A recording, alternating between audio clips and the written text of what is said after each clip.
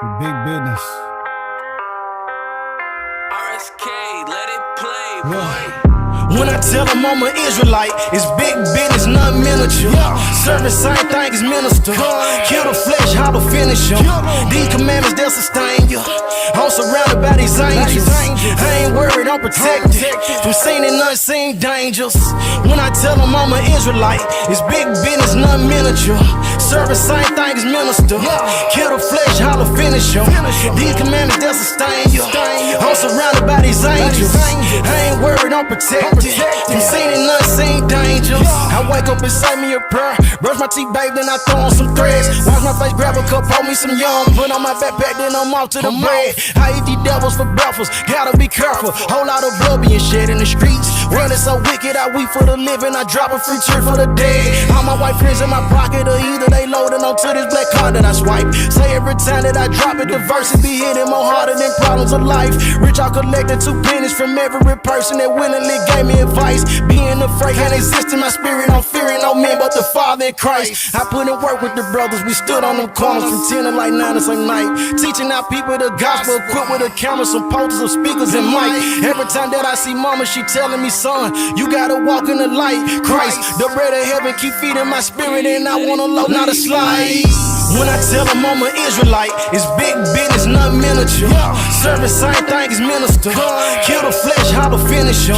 These commandments, they'll sustain you. I'm surrounded by these angels. I ain't worried, I'm protected from seen and unseen dangers. When I tell them I'm an Israelite, it's big business, not miniature. Serving same thing as minister. Kill the flesh, how to finish them. These commandments, they'll sustain you. I'm surrounded by these angels. I ain't worried, I'm protected from seen and unseen dangers. When I tell ya I'm an Israelite, tribe of Judah, don't you take it personal. Bleed the blood on these demons, we purging them. Don't entertain Jezebels, we be curving them. Ayy, I got a ribbon, she virtuous. In person, this blue life ain't virtual. I can't forget when I heard the truth. I got cut with that word, it got surgical.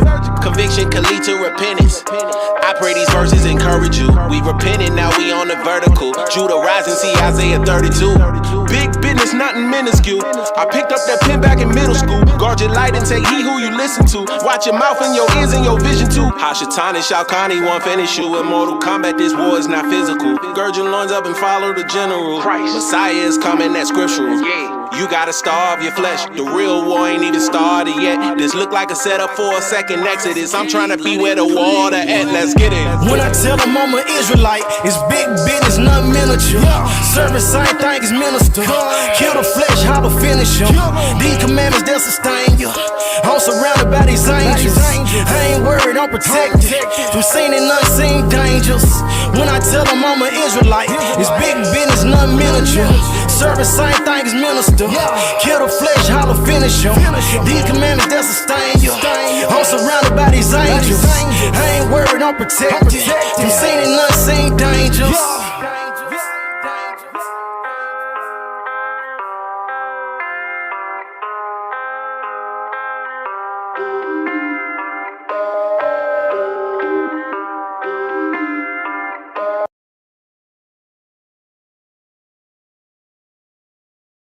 Yo, shalom, shalom. We're back at it, man. 7 gang, Source Gang over everything. You know how we rocking, man. The long-awaited Haplogroup J video is here, part 1. As promised, the savant from the Levant, my brother Ivri, a.k.a. the Hebrew of Israel, is here. And with no further ado, I'm going to give him the floor and let him do what he do. All right, shalom, everyone. Shalom. Glad to be back and ready to present this Haplogroup J video that I've been working on for the past few weeks. And so let's begin.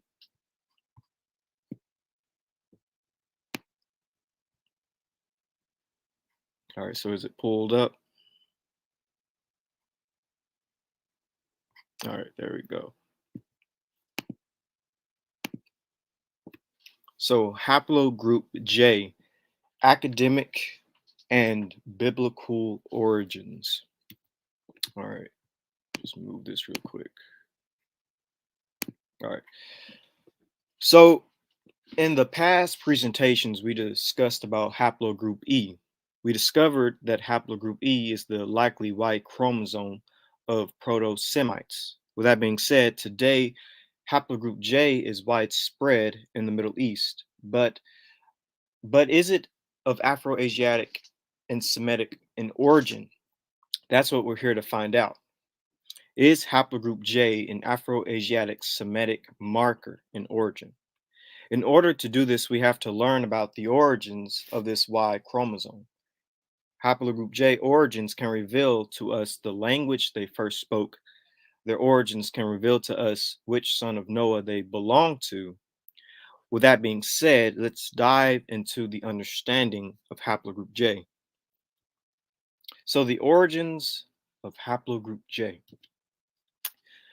The first J1 men lived in the late Upper Paleolithic, shortly before the end of the last ice age. The oldest identified J1 sample to date comes from Sturbistan in a cave in Georgia, and this was from the study Jones 2015, placing the origins of haplogroup J1 in all likelihood in the region around the Caucasus, Zagros, Tartarus, and eastern Anatolia during the Upper Paleolithic. Like many other successful lineages from the Middle East, J1 is thought to have undergone a major population expansion during the Neolithic period. That was from Sarakan at a 2010 study. Found that the greatest genetic diversity of J1 haplotypes was found in the eastern Anatolia near Lake Van in central Kurdistan. The mountainous terrain of the Caucasus, Anatolia, and modern Iran, which wasn't suitable for early cereal farming, was an ideal ground for goat and sheep herding and catalyzed the programmation of J1 pastoralists. Having colonized most of Anatolia, J1 herders would have settled in the mountainous regions of Europe, including the southern Balkans, which is around Greece, the Carthaginians, central and southern Italy, like in Sicily and Sardinia, southern France, and most of the Iberian Peninsula.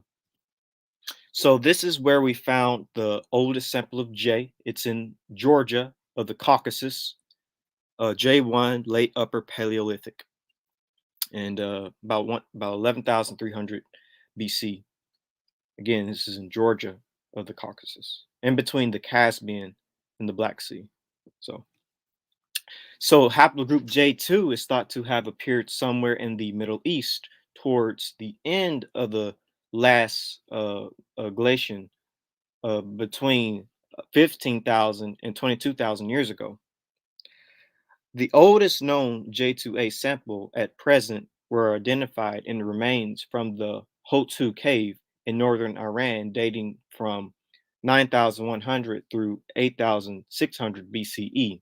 This was found in Lizard's 2016 study, and from the Kotos in Georgia, dating from 7,904 through 7,600 BCE by Jones' 2015 study.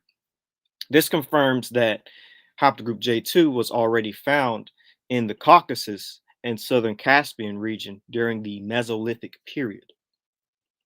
And so here's a J2A Mesolithic age sample found in the north of Iran, right below the Caspian Sea. Oh, also, by the way, here is the study you can find if you want to look it up.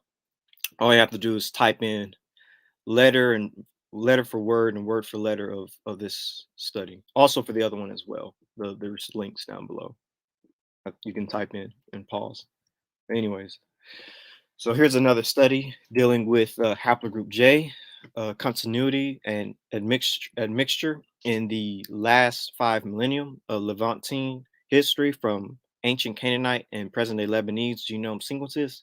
And a part of the study mentions haplogroup J. It says that haplogroup J-P58 is frequent in the Arabian Peninsula, with proposed origins in the Zagros Tartarus mountain region. Here's another study, the emergence of Y chromosome haplogroup J1E among Arabic speaking populations. It reads, moreover, the previously described J1 chromosomes frequently found in the Caucasus and Eastern Anatolian populations were ancestral to J1E and displayed an expansion time of 9,000 years. For J1E, the Zagros/Tartarus mountain region displays the highest haplotype diversity. Although the J1E frequency increases towards the the para, the peripheral Arabian Peninsula. Here's another study: ancient migratory events in the Middle East, new clues from the Y chromosome variation of modern Iranians, and it reads: Haplogroup J is predominant in Iran, where both its subclades J2-M172 and J1-M267 are observed. Its highest frequencies are registered in the populations located along the southwestern coast of the Caspian Sea and along the Zagros mountain range. Exceptionally high is the frequency observed in the Bulachi and the Suristan, Balochistan, in agreement with their likely Caspian Sea origin. And here's one of the latest studies dealing with haplogroup J, the origin and diffusion of human Y chromosome haplogroup J1-M267, came out 2021. So it literally just came out. And so it reads, the J1B-F4306 and J1A2-PH77 branches split off at the very beginning. These are rare lineages distributed almost mostly among ancient and modern populations from the Caucasus, the Armenian highland, Iran, and Pakistan. Interestingly, the 13,000-year-old hunter-gatherer from the South Caucasus belongs to J1B-F4306. So the oldest sample of J1 is found in Georgia of the Caucasus. The oldest sample of J2 is found in northern Iran, basically. So this is what we have to keep in mind when it comes to the origin of J. In the Caucasus of Georgia and north of Iran. And this will be important as we go along.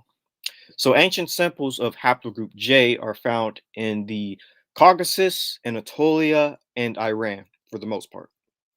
So the oldest haplogroup J locations. All right. So by the way, here is the Zagros Mountains of Iran. Here is Anatolia, and here is the Caucasus. So this is like the geographical region of J, of early J men. So continuing this study from 2021, and it says Y chromosome haplogroup J-M304 represents the major male lineage in West Asia today. Around the time of the Neolithic demographic transition, the genome-wide ancestry of West Asian populations was geographically structured into three groups. Among them, haplogroup J-M304 is found in the Caucasus/Iranian and Anatolian hunter-gatherers and farmers, but not in the Levantine ones. Unfortunately, so far, DNA studies are missing from the Arabian Peninsula and Mesopotamia, where haplogroup J-M304 is frequent nowadays. Now keep this in mind. I'm going to read this one more time, starting right here. Among them, haplogroup J-M304 is found in the Caucasus/Iranian and Anatolian hunter-gatherers and farmers. But keep this part in mind. But not and the Levantine ones. Unfortunately, so far, DNA studies are missing from the Arabian Peninsula and Mesopotamia, where haplogroup J-M304 is frequently found today.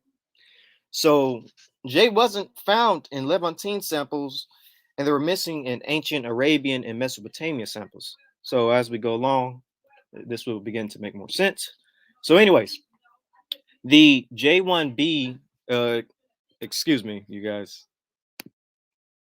Let me do something real quick.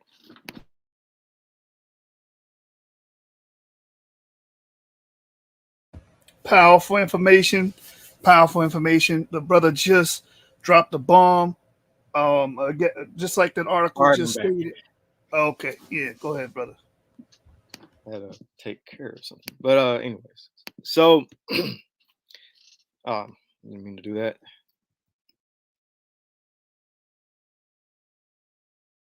All right. So the J1B-F4308 and J1A. Wait, did I read this? I did read this. Right. Understand. You left off on the article that said, unfortunately, so far ancient DNA studies are missing from the Arabian Peninsula and Mesopotamia, where Right. haplogroup JM304 is frequent nowadays. Okay. That Yeah. one right Right. there. Yep. Yeah, but not in the Levantine ones. Okay.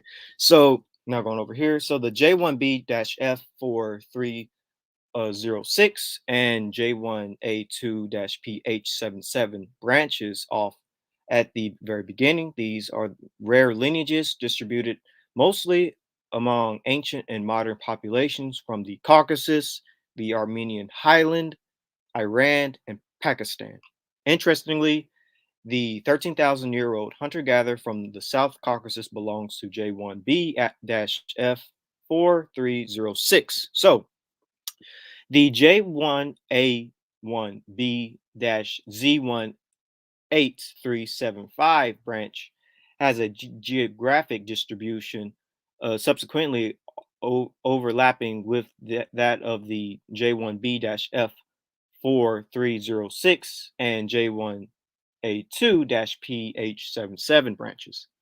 The J1A1B-Z18375 branch is found overwhelmingly among ancient and modern populations from the Caucasus, the Armenian highland, Iran, and Anatolia. This branch constitutes the aforementioned peak of haplogroup J1-M267 frequency in the Northeast Caucasus. Haplogroup J1-M267 were found among populations living in the Caucasus and neighboring regions. Our Bayesian continuous phylogeographic analysis suggests the origin of haplogroup J1-M267 in West Asia, confirming previous assumptions.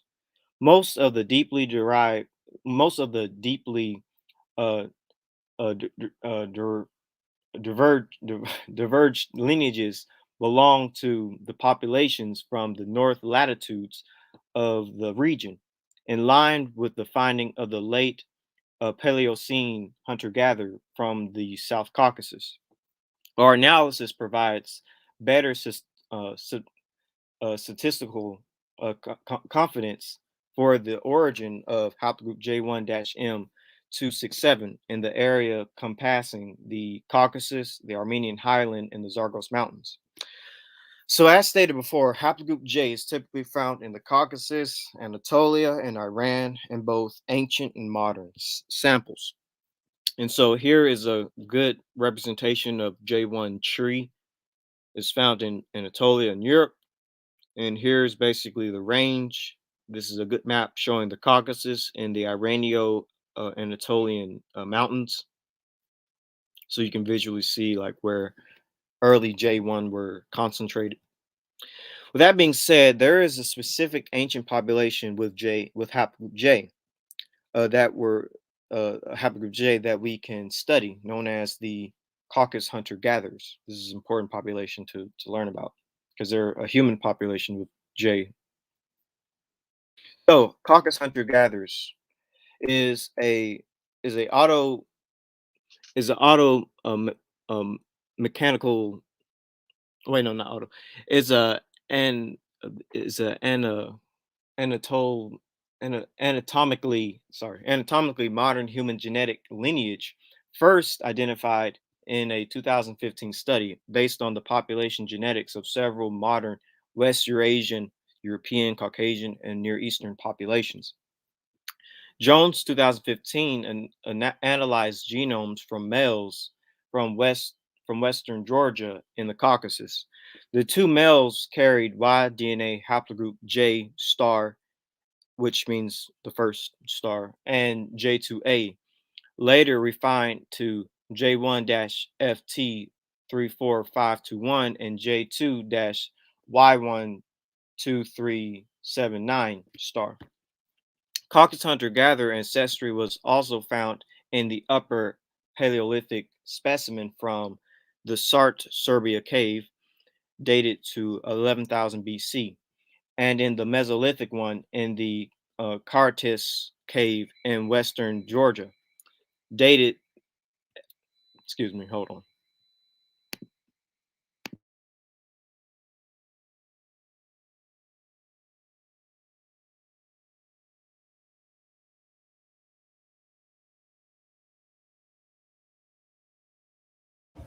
Are you there, Avery?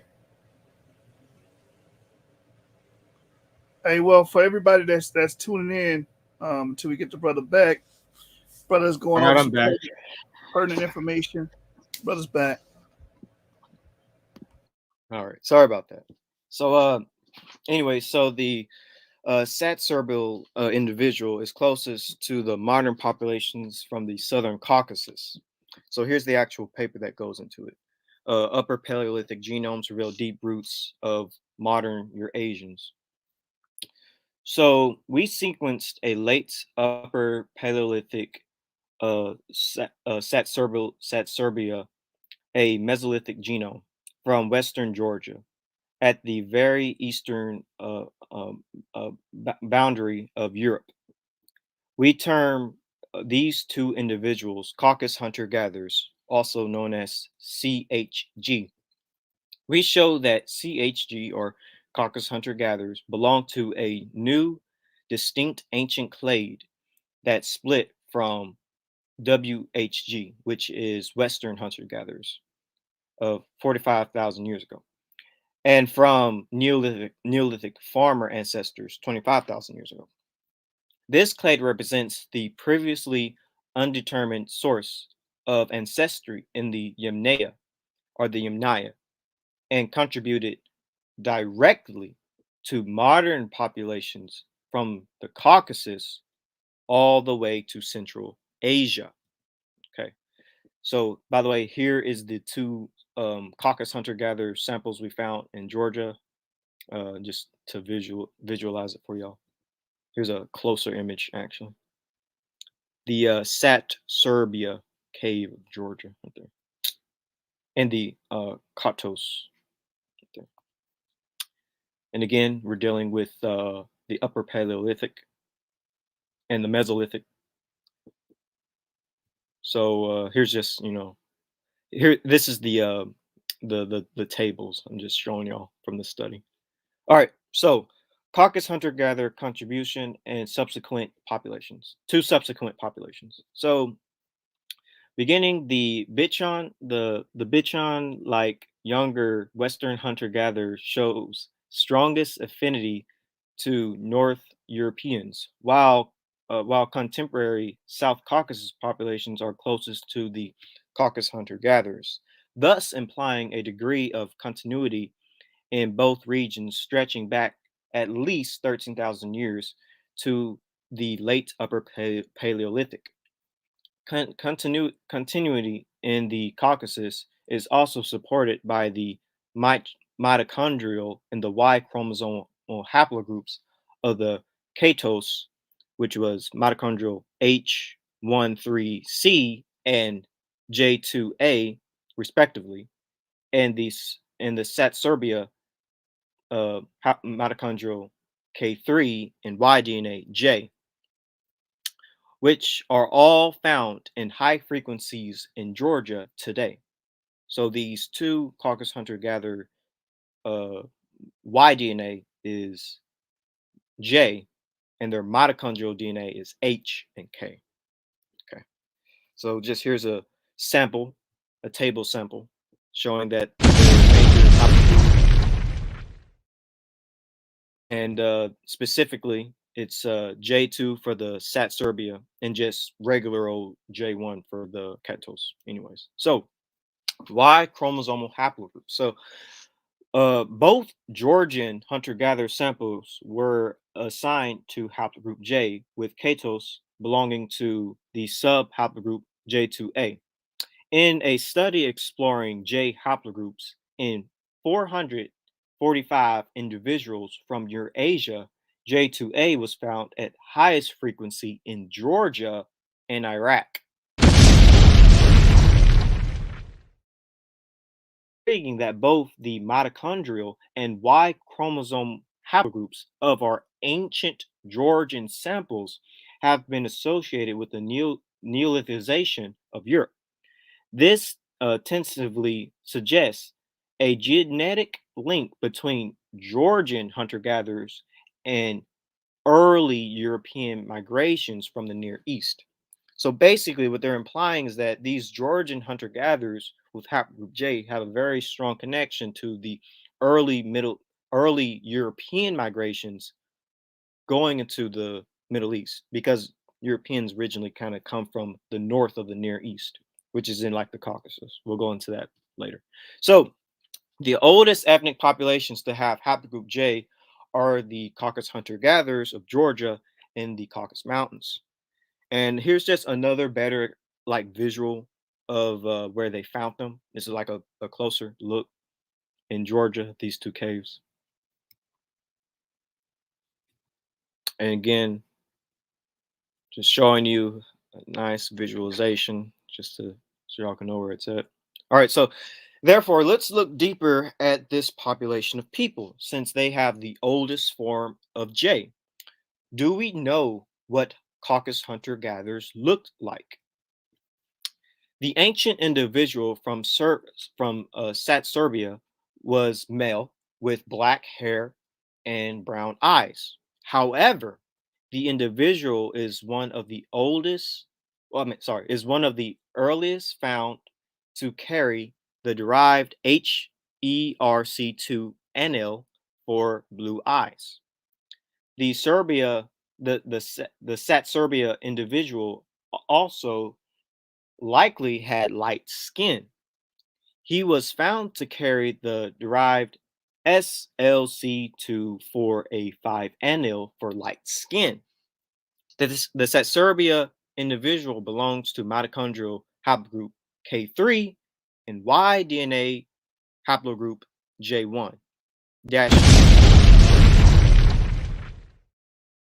about 1.7 through 2.4% of the Satsserbia individuals' DNA was Neanderthal in origin.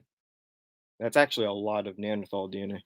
But anyways, so like EF, but in contrast to Western hunter-gatherers, by the way, EF means European farmers. Like European farmers, but in contrast to Western hunter-gatherers, WHG, Caucasus hunter-gatherers, CHG, carry a variant of the SLC24A5 gene associated with light skin color. Again, this is from the study. And so here is the sample, the table sample showing that like the probability. And so it's likely that their eye color would have been brown and that their hair color would have been dark. Here's the, let me give you a closer image. Here it is.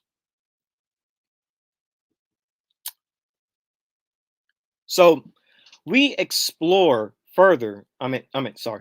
To explore further, we looked at genotypes in two pigmentation genes proposed to have been strongly selected in the ancestors of modern Europeans, namely SLC45A2 and SLC24A5. Selected SNPs in the SLC45A2 and SLC4A5 genes contributed to lightening of skin and are almost fixed in modern Europeans. We found that Katos and Satsurbia have the ancestral version of the SLC45A2 variant, but both Caucasus hunter-gatherers, CHG, have selected versions of the SLC24A5 gene, compassed by the most commonly associated haplotype, C11, found in modern populations. We found it, like mostly in the Bichan, Katos, and Satsurbia, had dark/black hair and brown eyes. So Caucasus hunter-gatherers would have been light-skinned, their hair would have been black/dark, and their eyes would have been brown. What's interesting about this is, for one, haplogroup J were some of the first people to have light skin.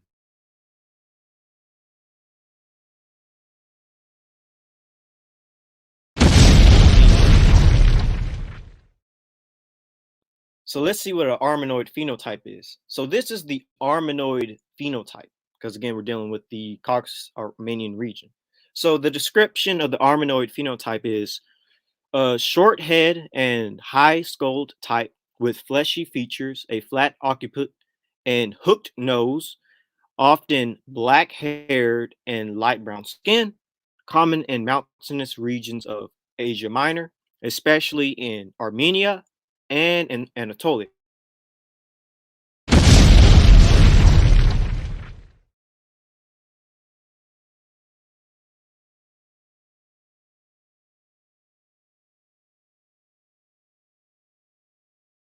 And distribution of haplogroup J, which is in Anatolia, Armenia, and Iran, is the general region of the Armenoid phenotypes.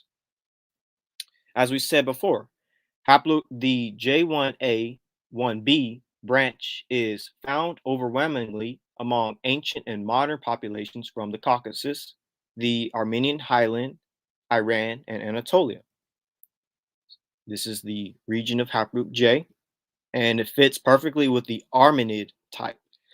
So just going to read the description of the Armenid. Widespread type found in its most specified form in the mountains of Asia Minor, associated with the ancient Cretans and the Hittite kingdom, common in Armenians, Turks of mountain regions, Tartus, Lebanese, signified in Georgians, Albanians, Kurds, West Persians, Jews across the Mediterranean, Crete, southern Italy, the southwestern Spain, Crete, Tunisia, in Central Asia, Syria traces as far south to Yemen and India. Light brown skin, wavy, dark brown.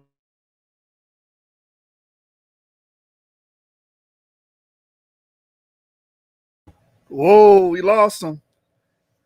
But the brother was cooking, man. He was cooking with Crisco. So give us a minute and the brother will be back, man. You know, few highlights from what he brought out.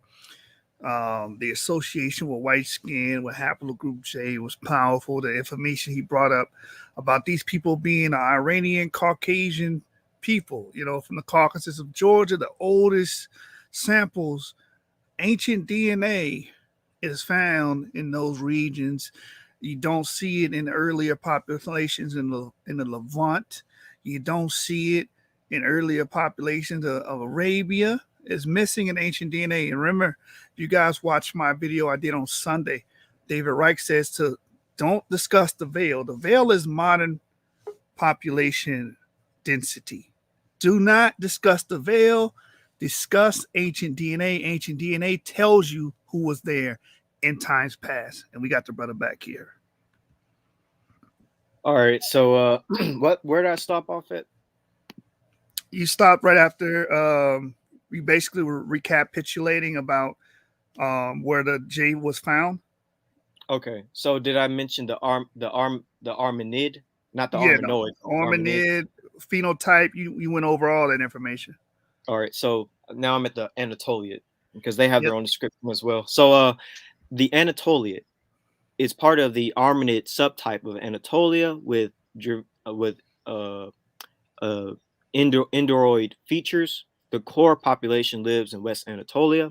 Anatoliads are the dominant element in Turkey today, but may also be found among the Lebanese, Greeks in the Balkans, Crimea, among Caucasians, and Ivry, sometimes in Iran. Ivry, Yes, can you hear me? your screen. You got to share your screen again. Oh, my bad, my bad. I just Yeah, started going. yeah, man. You on fire, man. You on fire. Powerful information. The people are loving it. Keep up the momentum, brother. All right. So y'all heard what I said about the Anatolia. I'll just keep the screen here for a few seconds, but this is the Anatolia type if y'all want to like kind of get a visual representation of what these early J men would have looked like, and to some cases still today.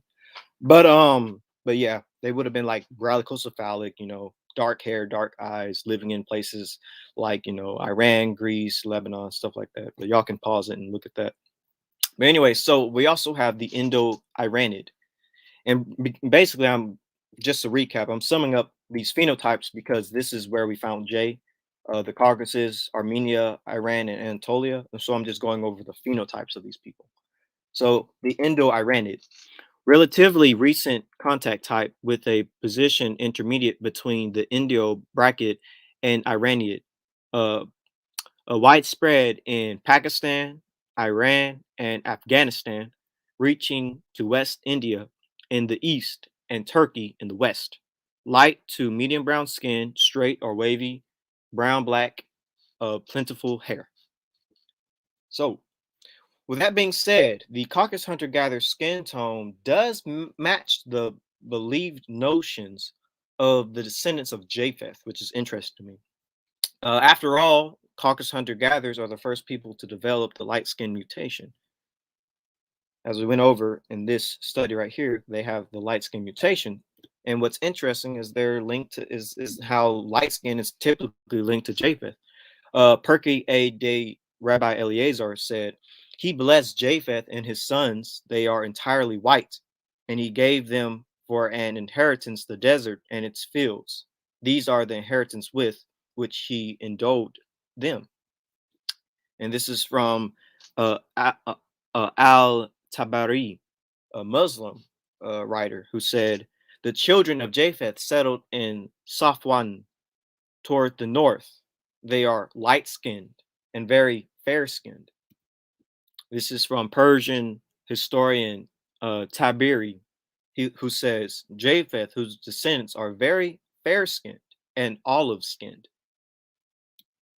This is from Ibn Abbas, a famous Arabic scholar, who said, he made the descendants of Japheth white skinned. This is from the 13th century Christian Ibn al-Abiri Bar Habarkanis, who says, Japheth, the land of the Reds. So does this make Haplogroup J and Caucasus hunter-gatherers descendants of Japheth? Not 100%. There are still many other elements to look at as well, such as language, which is one of the most important. With that being said, there is a possibility that Haplogroup J Caucasus hunter-gatherers descendants could descend from Japheth, but we don't want to go too far and make assumptions. We want to look at language. So let's do that. With that being said, this leads us to the Yamnaya culture and the interactions between them and the Caucasus hunter-gatherers. So this is the upper Paleolithic genomes, real deep roots of modern Eurasians. And so it reads, we extend the scope of European paleogenomics by sequencing the genomes of late upper Paleolithic and Mesolithic males from western Georgia in the Caucasus, and a late Upper Paleolithic male from Switzerland. While we detect late Paleolithic Mesolithic genome continuity in both regions, we find that Caucasus hunter-gatherers belong to a distinct ancient clade that separate from Western hunter-gatherers. Shortly after the expansion of auto auto not auto ana, uh, anatomically modern humans in Europe, and from the ancestors of Neolithic farmers around the last glacial maximum. Caucasus hunter-gatherer genomes, CHG, significantly contributed to the Yamnaya steppe herders who migrated into Europe 3000 BC, supporting a formidable a, for, a formidable a, fam- a, f- from my tongue. I got Um, you. I got you. You want me to pick up right there? yeah, just that one word, and I can finish it. Where are we at? Expansion of It says 3000 BC, supporting a formative Caucasus influence on this important early Bronze Age culture. The CHG left their imprint on modern populations from the Caucasus and also Central and South Asia, possibly marking the arrival of Indo-Aryan languages. now keep that part in mind. I'm going to read just one more time. Caucasus hunter-gatherers left their imprint on modern populations from the Caucasus and also Central and South Asia, possibly marking the arrival of Indo-Aryan languages. And we'll see why this is important. So Western hunter gatherers, also known as WHG, and Caucasus hunter gatherers, CHG, are the descendants of two ancient populations that appear to have persisted in Europe since the mid Upper Paleolithic and survived in the LGM uh, separately. So, Caucasus hunter gatherer origins, CHG, of migrating early Bronze Age herders. We find that Caucasus hunter-gatherer or a population close to them contributed to the genetic makeup of individuals from the Yamnaya culture, which have been implicated as vectors for the profound influx of Pontic steppe ancestry that spread westward into Europe and east into Central Asia, with metallurgy, horse soldering, and probably Indo-European languages in the third millennium BC. Caucasus hunter-gatherer ancestry in the groups, Caucasus hunter ancestry in these groups is supported by admixture analysis and admixture statistics, which best describe the Gymnea as a mixture of Caucasus hunter-gatherers and Eastern European hunter-gatherers. So just to sort of make sure I don't sum this up already. All right. So just to sum this section up right here, basically the Yamnaya people, who are likely the ones to have spread Indo-European languages, are a mixture of Caucasus hunter-gatherers and Eastern Europeans, and we'll see why this is important in a minute.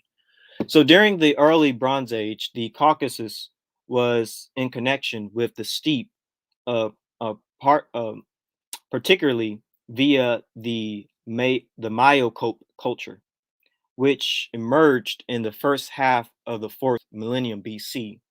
The Myocope culture predated, and possibly with earlier southern influences, contributed to the formation of the adjacent Yamnaya culture that emerged further to the north, and may be a candidate for the transmission of Caucasus hunter-gatherer ancestry.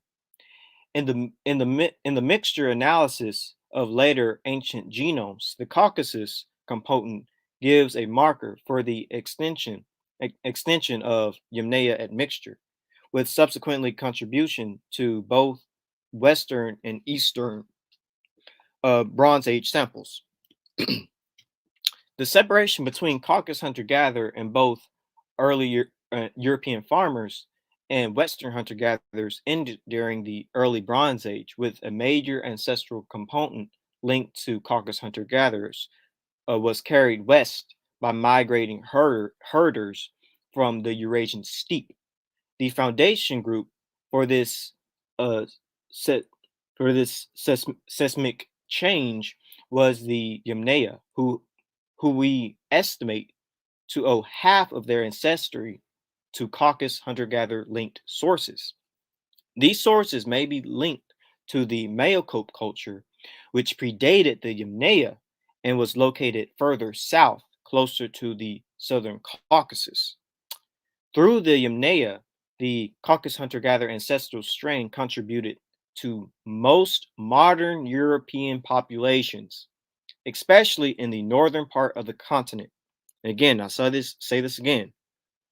Through the Yamnaya, the Caucasus hunter-gatherer ancestral strand contributed to most modern European populations, especially in the northern part of the continent. Finally, we find that Caucasus hunter-gatherer ancestry was also carried east to become a major contributor to the ancestral North Indian component found in the Indian subcontinent. Exactly when the eastward movement occurred is unknown, but it is likely included migration around the same time as their contribution to Western European gene pool, and may be linked with the spread of Indo-European languages. So, there's one more.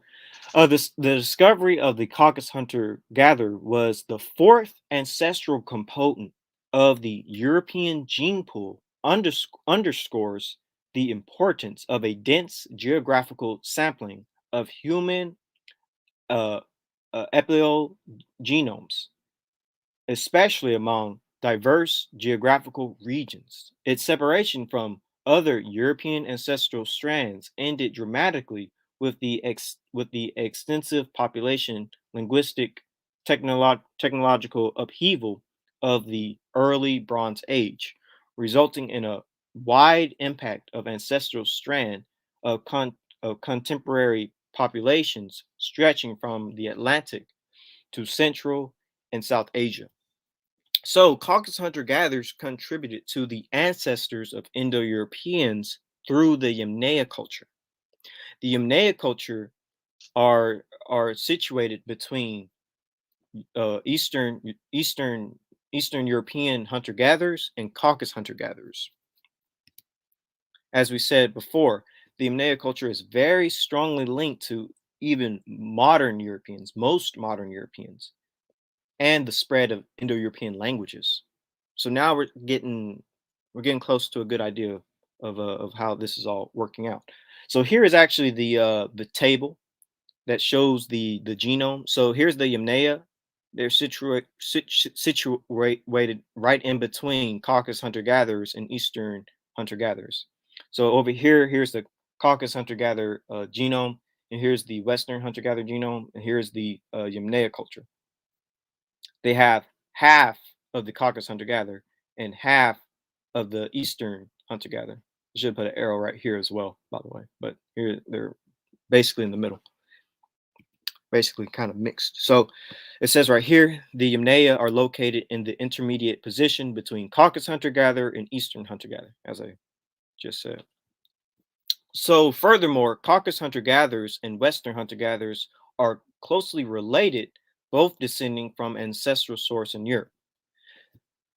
Western hunter-gatherers, WHG, and Caucasus hunter-gatherers, CHG, are the descendants of two ancient populations that appear to have persisted in Europe since the mid-upper Paleolithic and survived in the LGM separately. So here are a few different tables that kind of show it. Here is Western hunter-gatherer, a European farmer, and Western hunter-gatherer, and basically they share like an ancestral link, like a source. That was a lie, like 46,000 years ago. There's a closer image. the relationship between Caucasus hunter-gatherer and Western hunter-gatherer and early farmers.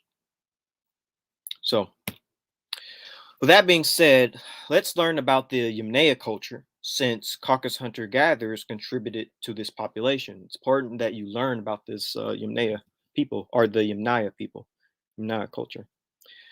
So, Jones of the 2015 study analyzed genomes from males from Western Georgia in the Caucasus in the late Upper Paleolithic and the Mesolithic. These two males carried Y DNA haplogroup J star and J2A, later refined as J1-Y6305 and J2-1 J2-Y12379 in mitochondrial haplogroups of K3 and H13C, respectively. The researchers found that the Caucasus hunters were probably the source of the Near Eastern DNA in the Yamnaya culture. The Sapsurbia individual is genetically closest to the ancient individual, dating to around 9,700 BP, found at the Katos rock shelter in Georgia. Together, they form a genetically distinct cluster referred to as Caucasus hunter-gatherer, CHG. In comparison to modern populations, the Sapsurbia individual is closest to modern populations of the Southern Caucasus. The Caucasus hunter-gatherers contributed significantly to the modern European populations by way of the Yamnaya people. Around half of the Yamnaya people's DNA come from the Caucasus hunter-gatherers. The Caucasus hunter-gatherers also contributed to the modern Central Asians and South Asians. The Proto-Indo-Europeans, i.e., the Yamnaya people or the Yamnaya people, are the related cultures and the related cultures seem to have been a mixture of Eastern European hunter-gatherers and peoples related to the Near East, either the Caucasus hunter-gatherers or the Iranian Chalcolithic people with a Caucasus hunter-gatherer component. Each of these two populations contributed about half the Yamnaya DNA. According to Jones' 2015 study, Caucasus hunter-gatherers' genomes significantly contributed to the Yamnaya steppe herders who migrated into Europe 3000 BCE, supporting a formative Caucasus influence on the important early Bronze Age culture. Caucasus hunter-gatherers left their imprint on modern populations from the Caucasus and also Central and South Asia, probably making their arrival of Indo-European languages. So here is the Yamnaya culture, and here is the Indo-European homeland. When you think of Yamnaya or Yamnaya, think of Proto-Indo-Europeans. So, mysterious Indo-European homeland may have been in the steppes of Ukraine and Russia. So, what do we call a male sibling? If you speak English, he is your brother. Greek, you may call him frater. Sanskrit, Latin, Old English, brater, frater, and brother, respectively. Ever since the mid 17th century, scholars have noted such similarities among the so-called Indo-European languages, which span the world, a number more than 400, and dialects are included, if dialects are included. Researchers agree that they can probably be traced back to one ancestral language called Proto-Indo-European, or PIE, PIE. But for nearly 20 years, scholars have debated the validity when and where PIE arose. That PIE was spoken by pastoral herders who lived in the vast steppe lands north of the Black Sea, beginning about 6,000 years ago. One study points out that these steppe land herders have left their genetic mark on most Europeans living today.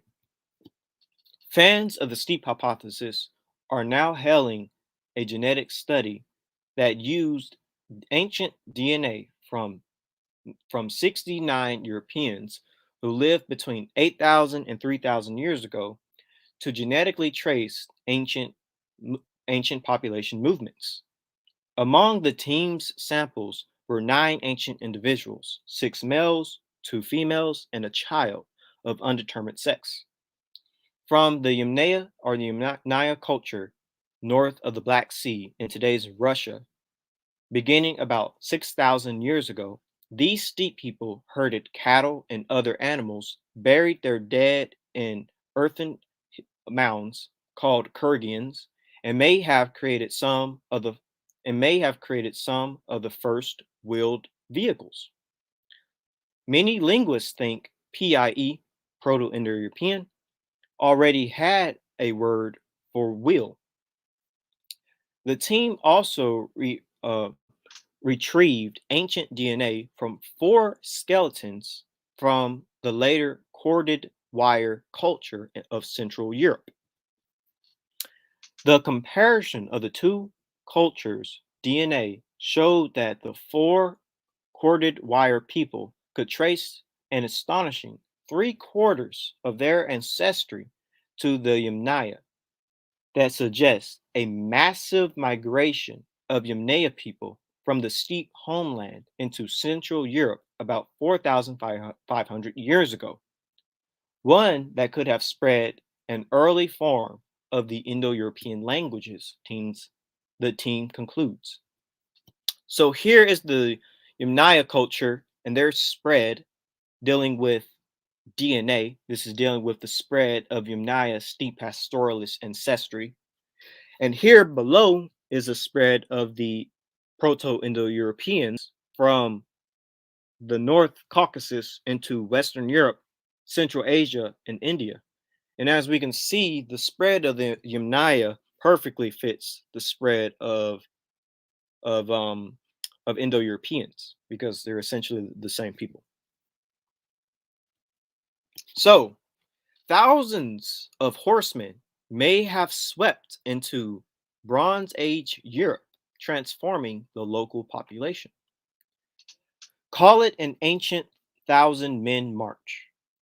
Early Bronze Age men from the vast grasslands of Eurasian steppe swept into Europe on horseback about 5,000 years ago and may have left most women behind. These mostly male migrations may have persisted for several generations, sending men into the arms of European women who interbred with them and leaving a last imprint on the genomes of living Europeans, a lasting imprint on the genomes of living Europeans. It looks like males migrating in war with horses and wagons, says lead author and population geneticist Matthias Jacobson of Upper University in Switzerland. Europeans are the descendants of at least three major migrations of prehistoric people. Finally, 5,000 to 4,800 years ago, nomadic herders known as the Yamnaya swept into Europe. They were an early Bronze Age culture that came into the grasslands and steppes of modern-day Russia and Ukraine, bringing with them metallurgy and animal herding skills, and possibly Proto-Indo-European, the mysterious ancestral tongue from which all of today's 400 Indo-European languages spring. They immediately interbred with local Europeans who were descendants of both the farmers and hunter-gatherers within a few hundred years, the Yamnaya contributed to at least half of Central Europeans' genetic ancestry.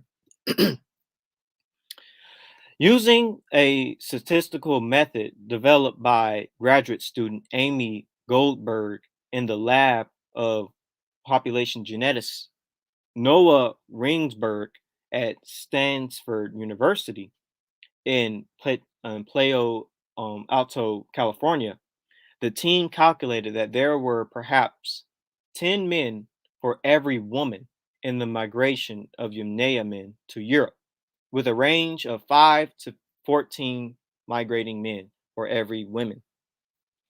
Such a such uh, a, a sequence scenario raises red flags for some researchers who warn it's notoriously difficult to estimate the ratio of men to women accurately in ancient populations. But if confirmed, one exclamation is that the Yamnaya men were warriors who swept into Europe on horses or drove horse-drawn wagons. Horses had been recently domesticated in the steppe, and the wheel was a recent invention. They may have been more focused on warfare with fast dispersals because of technological inventions, says population geneticist Remus Nilsson of the University from California, Berkeley, who was not part of the study. But warfare isn't the only exclamation. The Mnea men could have been more attractive mates than European farmers because they had horses and new technologies such as copper hammers, and gave them advantages, says Goldberg says. The finding that Yamnaya men migrated from many generations, the finding that Yamnaya men migrated for many generations also suggests that all was not right back home in the steppe. It all implying a continuing strongly negative push factor within the steppe, such as chronic uh, epis, uh, ep, ecod, ec, ec, ecod, ecomin- etym, etym, etym, etymetics or diseases. Sorry about that. Says archaeologist David Anthony at Hartwick University of Antoniette, New York, who was not an author of the new study. Or he says it could have been the beginning of cultures that set out bands of men to establish new political uh, aligned colonies in distant lands, as in later groups of Romans and or the Vikings. So again, here's just a map of the Yamnaya culture. Here's like a genetic map, but here, well, actually, both of these are genetic maps, and they show the spread of the Yamnaya or the Proto-Indo-Europeans. And here's basically the languages, a good map of the languages. And as we can see, the spread of the Indo-European genome matches with the spread of the Indo-European languages, going as far as Britain to north of India and as north as Russia or Central Asia. So massive migration from the steppe was a source for Indo-European languages in Europe.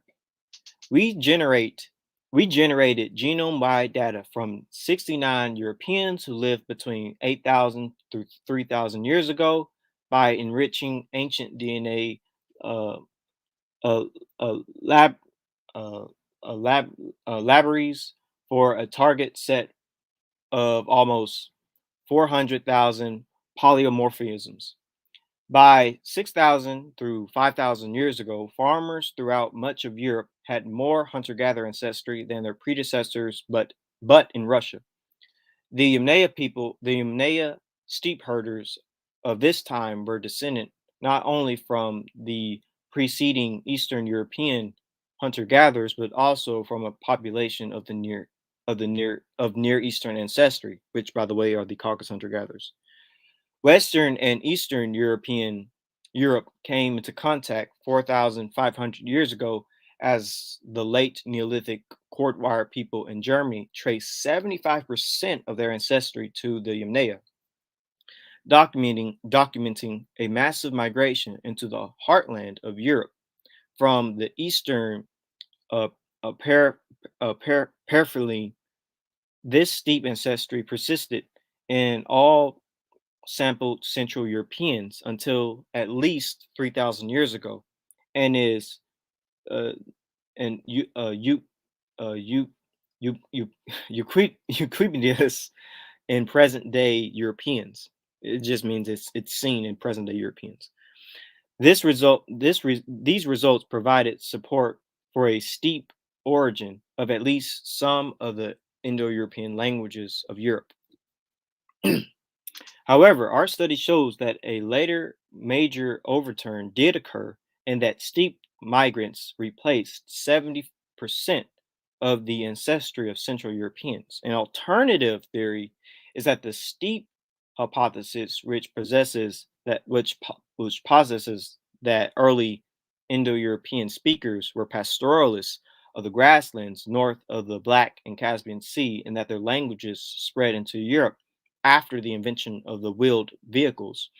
Our results make a compelling case for the steep as a source of at least some of the Indo-European languages in Europe by documenting massive migrations 4,500 years ago associated with the Yamnaya and the Cordwire cultures, which are identified by prominence of the steep hypothesis as vectors of the spread of Indo-European languages into Europe. So I'm just going to show you sort of like how they would have spread it. You have the Proto-Anatolian dialect, the Kurgan cultures, the pre-South dialect, and the North dialect, which will form the Yamnaya, and slowly they will disperse. Men going to the west, and other men going to the east, and some men going to the south and north. Eventually, they'll make their way all throughout Europe, going as far north as Scandinavia and as far west as the British Isles. And they'll even go into as far south as the Middle East, and as far east as India, and as far north as Central Asia. So the Yamnaya culture are Proto-Indo-Europeans. Half of the Yamnaya DNA comes from Caucasus hunter-gatherers. Light skin, which originated with Caucasus hunter-gatherers, was spread by the Yamnaya culture.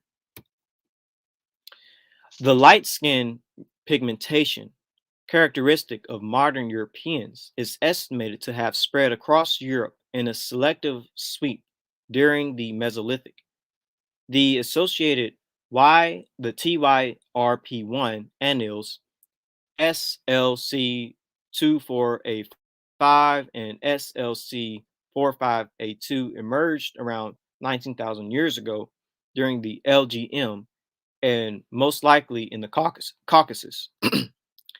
The HERC2 variation for blue eyes first appears around 13,000 to 14,000 years ago in Italy and the Caucasus.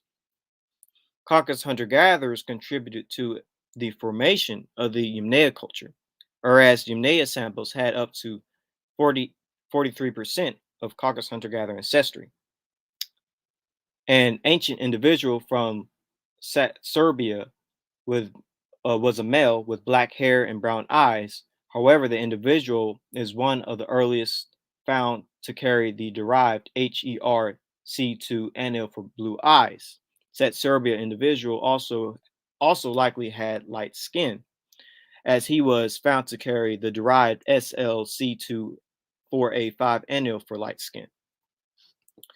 So when these Caucasus hunter-gatherers had mixed with the Eastern Europeans to create the Yamnaya people, this is why light skin was like spread through all of Eurasia. Remember, the Serbia cave was in Georgia. So ancient DNA reveals how Europeans developed light skin and lactose intolerance. So I'll let Yeshub read this bit of the section while I get a sip of water. All right, let me see if I can get my icon off the screen because it kind of. Wait, never mind. I think I can see that. All right, Clash of Cultures. Ancient DNA reveals how Europeans developed light skin and lactose tolerance.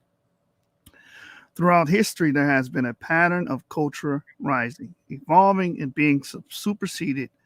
Greek, Roman, and Byzantine cultures each famously had their 15 minutes as top dog, and archaeologists have defined a succession of less familiar cultures that rose and fell before that. During the Bronze Age, so far it has been difficult to work out which of these cultures gave rise to which, and eventually to today's population.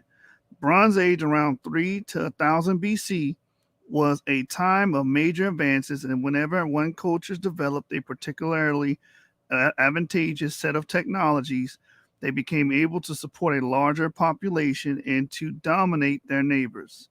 The study found that the geographical distributions of genetic variations at the beginning of the Bronze Age looked very different to today's, but by the end, it looked pretty similar, suggesting a level of migration and replacement of peoples not seen in Western Eurasia since. One people that was particularly important in the spread of both early Bronze Age technologies and genetics were the Yamnaya, with a package of technologies including the horse and the wheel. They exploded out of the Russian and Ukrainian steppe into Europe, where they met the local Neolithic farmers.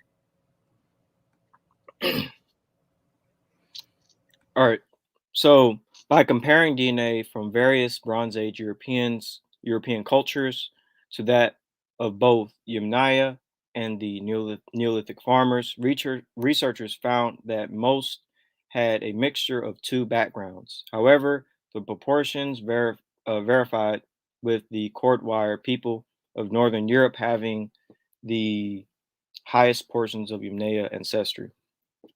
Interestingly, cultures with the most individuals with this mutation were the Yamnaya and their descendants. These results suggest that the mutation may have originated in the steppe and entered Europe with the Yamnaya, a contribution of natural selection working on these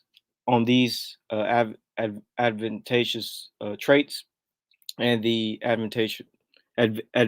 adventurous Yamnaya cultures spread Naya culture passed down alongside it could it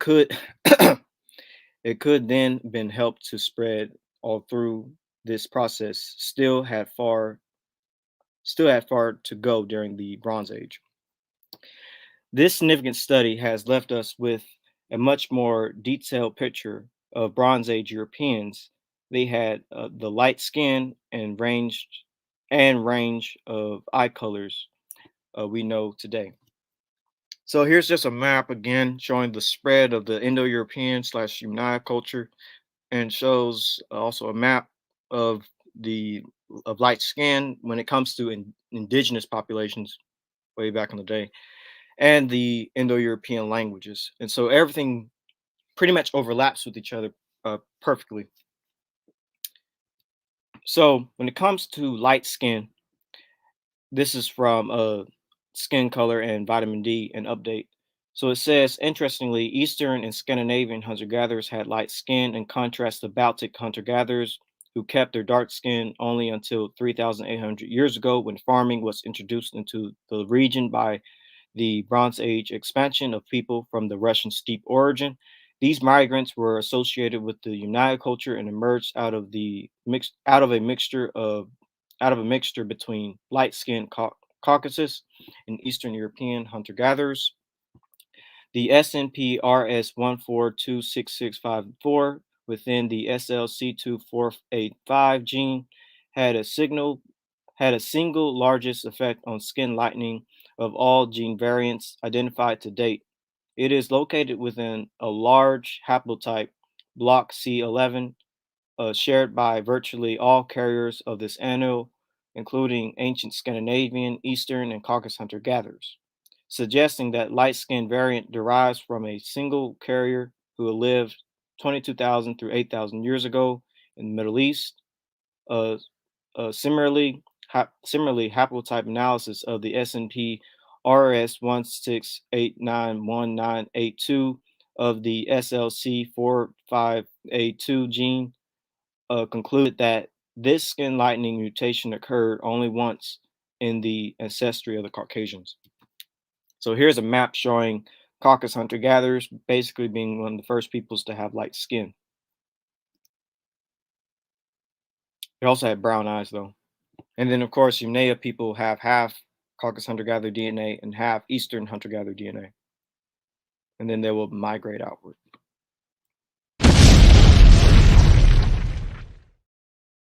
What did the Yamnaya Proto-Indo-Europeans look like? So these are reconstructions of Kurgan graves. And I think this is a pretty good representation of what Proto-Indo-Europeans would look like. Pretty good representation. So here's another burial. And here's another one. So when the Yamnaya Proto-Indo-Europeans spread across places such as Europe, they wiped out much of the indigenous inhabitants. They often killed the men and took the women as wives and adopted the culture of the wives, but also brought their own culture. So this is from how the genocidal Yamnaya men love to switch cultures. So teams led by David Reich at Harvard Medical School and Elsk Wessler at the University of Copenhagen in Denmark announced independently that occupants of cordwire graves in Germany could trace about 3/4 of their genetic ancestry to the Yamnaya. It seemed that cordwire people weren't simply copying the Yamnaya to a large degree, but actually were the Yamnaya in origin. Gravel practices shifted dramatically. A warrior class appeared, and there seemed to have been a sharp upsurge in lethal violence. I've become increasingly convinced that there must have been a kind of genocide, said Christasian at the University of Gothenburg, Switzerland. For reasons still unclear, the corded wire people fully embraced it. They simply take on part of the bellpecker package and became bellpecker people, says Christesian. The fact that the genetic analysis shows that Britons then all but disappeared within a couple of generations might be significant. It suggests the capacity for violence that emerged when the Yamnaya lived in the Eurasian steppe remained even as these people moved into Europe, switched identity from Yamnaya to cordwire, and then switched again from cordwire to bellpecker. So here is how the Yamnaya spread, specifically going into Europe, going from the Caucasus, going to this region, then going into Central Europe, then going into the British Isles. And so it reads, in fact, there is much stronger evidence that these Yamnaya Beckers were ruthless. By about 4,500 years ago, they had pushed westward into the Iberian Peninsula, where the bellpecker culture originated a few centuries earlier. Within a few generations, about 40% of the DNA of people in the region could be traced back to the incoming Yamnaya Beckers. According to research by a large team, including Reach, that was published this month, More strikingly, the ancient DNA analysis reveals that essentially all the men have Y chromosomes characteristic of the Yamnaya, suggesting only Yamnaya men had children. The collision of these two populations was not a friendly one, not a equal one, but one where males were outside but one where males from outside were displacing local males and did so almost completely. Reach told New Scientist Live in September. This supports Christesian's view of the Yumnaya and their descendants as almost unimaginably violent people. A striking example of this distribution is a discovery made near the town of Belen de la Castellan in southern Spain. Archaeologists working there found a Yamnaya-like kurgan, below which was a body of a man buried with a dagger and Yamnaya-like sandals, and decorated with red pigment, just as Yamnaya, died dead were. But the burial is 4,875 years old. So this is another study dealing with the Yamnaya, the most violent group of people who ever lived. Horse riding Yamnaya tribe who used their huge height and muscular build to brutally murder and invade their way across Europe than 4,000 years ago. So, Yamnaya people dominated Europe from between 5,000 and 4,000 years ago. It is believed that, let me just see, I kind of went over some of this. I'll just gloss through it. So, a brutish tribe of people who lived in the Neolithic era more than 4,000 years ago is being touted as the most violent and aggressive society to ever live. A growing body of evidence is convincing archaeologists that Yamnaya society ruthlessly massacred opposing societies.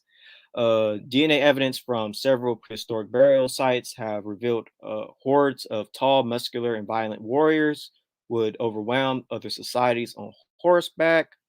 Uh, they were they would murder men and they would murder men and stare their own children, so that within a few generations, the presence of the previous society is all but eradicated. And let's see. So this is like the Mnea people interbred with the Cordwire people, who made the pictured pottery in Central Europe, with later generations inheriting a significant amount of Yamnaya DNA. And so Yamnaya people arrived in Eastern Europe approximately 5,000 years ago, and their culture and customs spread rapidly to both the East and West.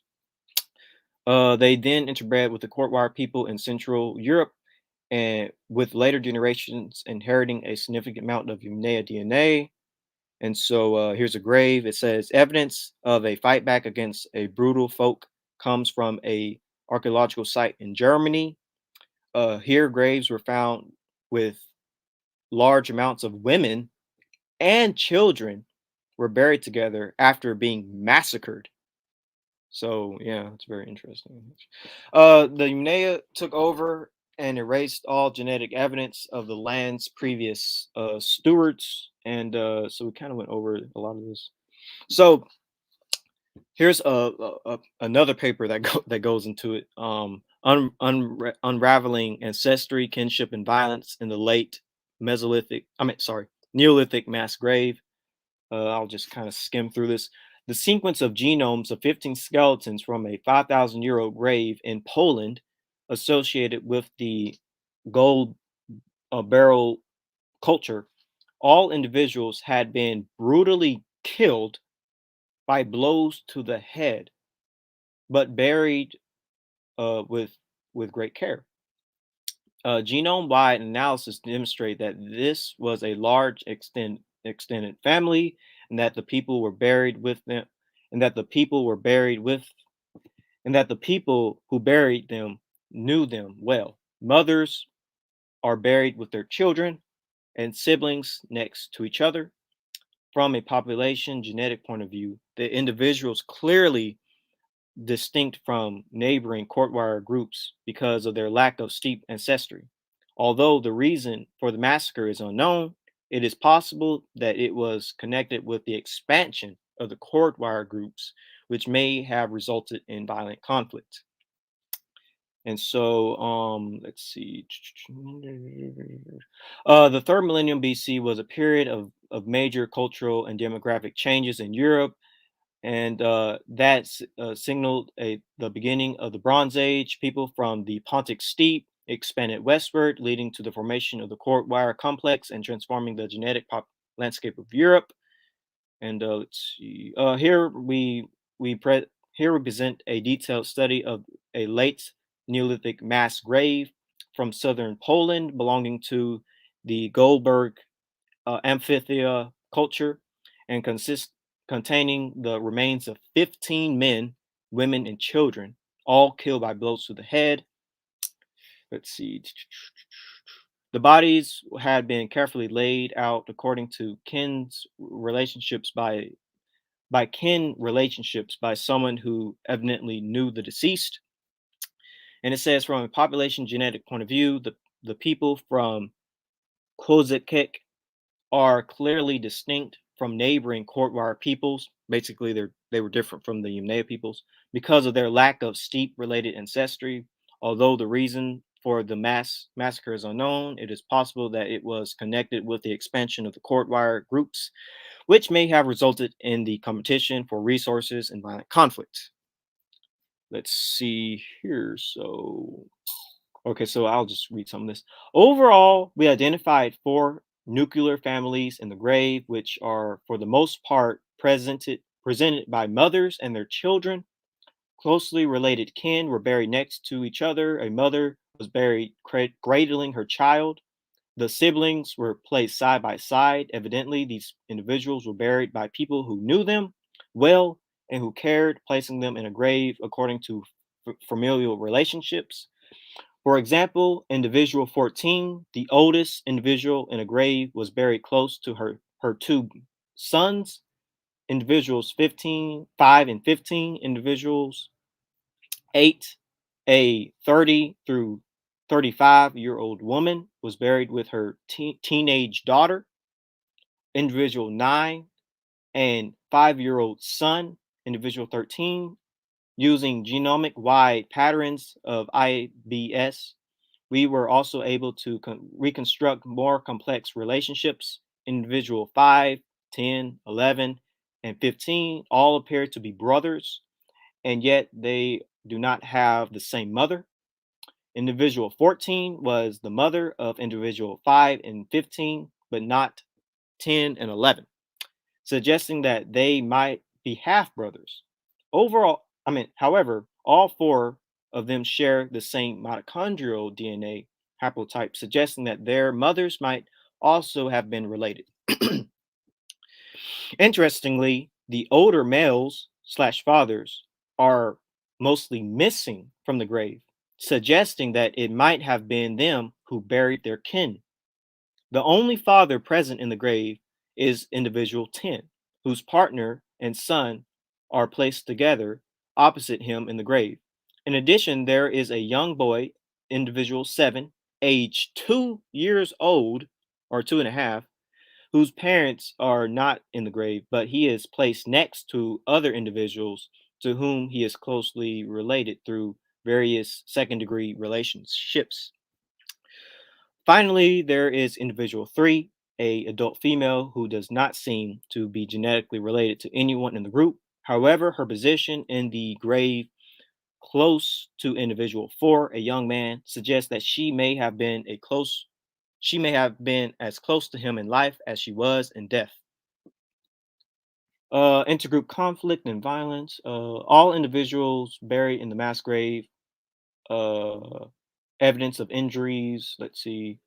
The most common injuries are cranial fractures, which indicate that the individuals were killed by a blow to the head. Overall, the nature of these injuries are near absence of so-called perifractures. Injuries substituted sustained to the upper limbs, suggesting that the individuals were captured and executed rather than killed in hand-to-hand combat. So let's see right here. The brutal events such as the family massacre documented in the burial may have been all too common in the upstable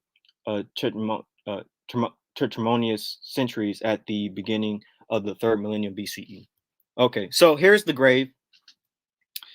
This is the grave that they found. Basically, to sum up this study, when the Yamnaya people or the Proto-Indo-Europeans started coming into Central Europe, or just Europe in general, they started wiping out a lot of the indigenous inhabitants. And these are the, some of the graves of the people we found who were slaughtered. And they slaughtered the women and the children. And here's basically the lineup of how the bodies were put together. This is like a 3D model showing how it would have looked. And so yeah. So putting our information together, we see that the Yamnaya culture were Proto-Indo-Europeans that expanded from the North Caucasus across Eurasia. What does the Yamnaya culture have to do with Caucasus hunter-gatherers? The Yamnaya Proto-Indo-Europeans derive half of their ancestry from Caucasus hunter-gatherers. It's from Caucasus hunter-gatherers that they even get light skin, which is seen in all modern Europeans. This leads me to the next question. Were Haplogroup J Caucasus hunter-gatherers part of the Proto-Indo-European expansion? Haplogroup J and Proto-Indo-European. So, genetic analysis of Yamnaya genomes conducted by Alfont 2015 and Hake 2015 revealed that Yamnayans were a blend of three ancestral populations that dominated the dominant element 55 to 85% was Mesolithic Eastern European hunter-gatherers associated with Y haplogroup R1A and R1B. Then came the Caucasus hunter-gatherers. Admixture make up about 15 to 25% of their genomes. This admixture is mainly associated with haplogroup J, and indeed, one J star sample was found in Mesolithic Russia. It has been confirmed by ancient DNA that J2B was found among Neolithic farmers in eastern Transcaucasus and in a case in northwest Iran. And there is convincing evidence that these J2B farmers crossed the Caucasus to settle in the Volga Ural region during the early Neolithic. We can find haplogroup J in all throughout Mesolithic and Neolithic Europe and Central Asia. So here is a J1 sample we found in Mesolithic Russia, all the way in northern Russia.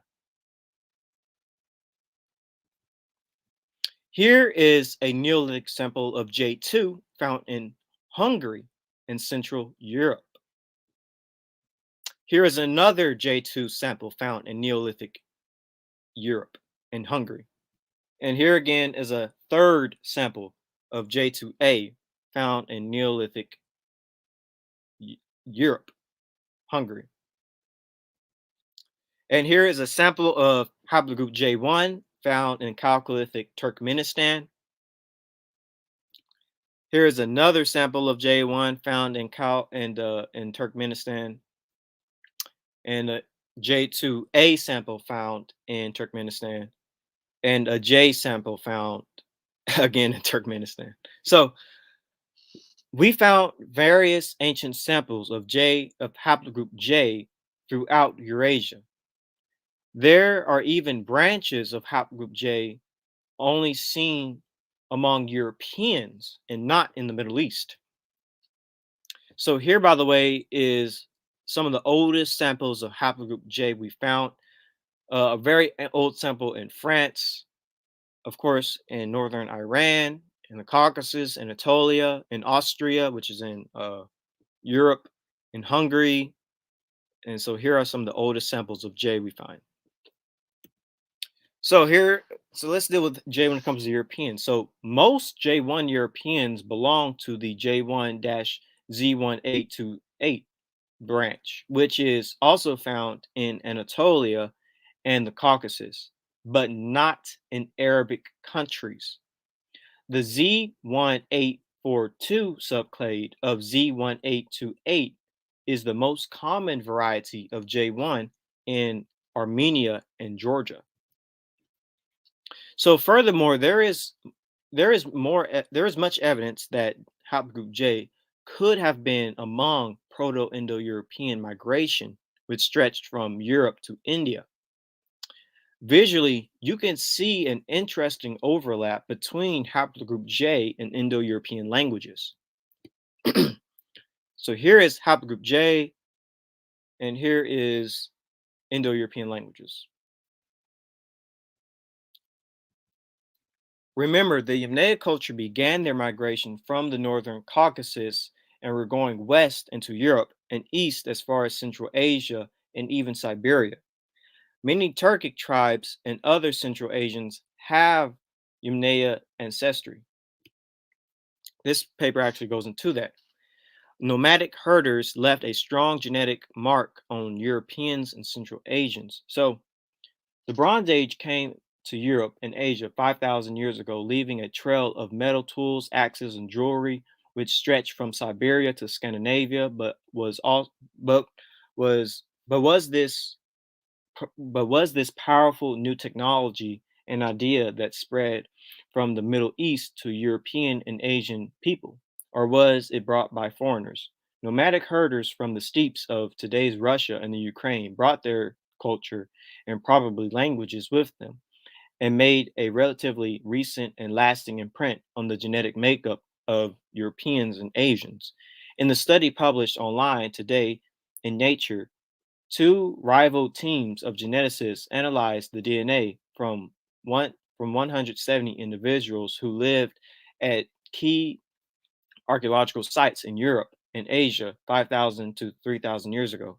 Both teams found strong evidence that a wave of nomadic herders known as the Yamnaya from the Pontic Caspian, a vast steppe land stretching from the northern coast of the Black Sea and as east as the Caspian Sea, swept into Europe sometime between 5,000 and 4,800 years ago. Along the way, they may have brought with them Proto-Indo-European, the mysterious ancestral tongue from which all of today's 400 Indo-European languages spring. These herders interbred with local farmers and created the cordwire culture in Central Europe, named for the twisting cord imprint on the pottery. Their genes were passed to North and Central Europeans living today, as one of the teams posted a reprint server earlier this year and published today.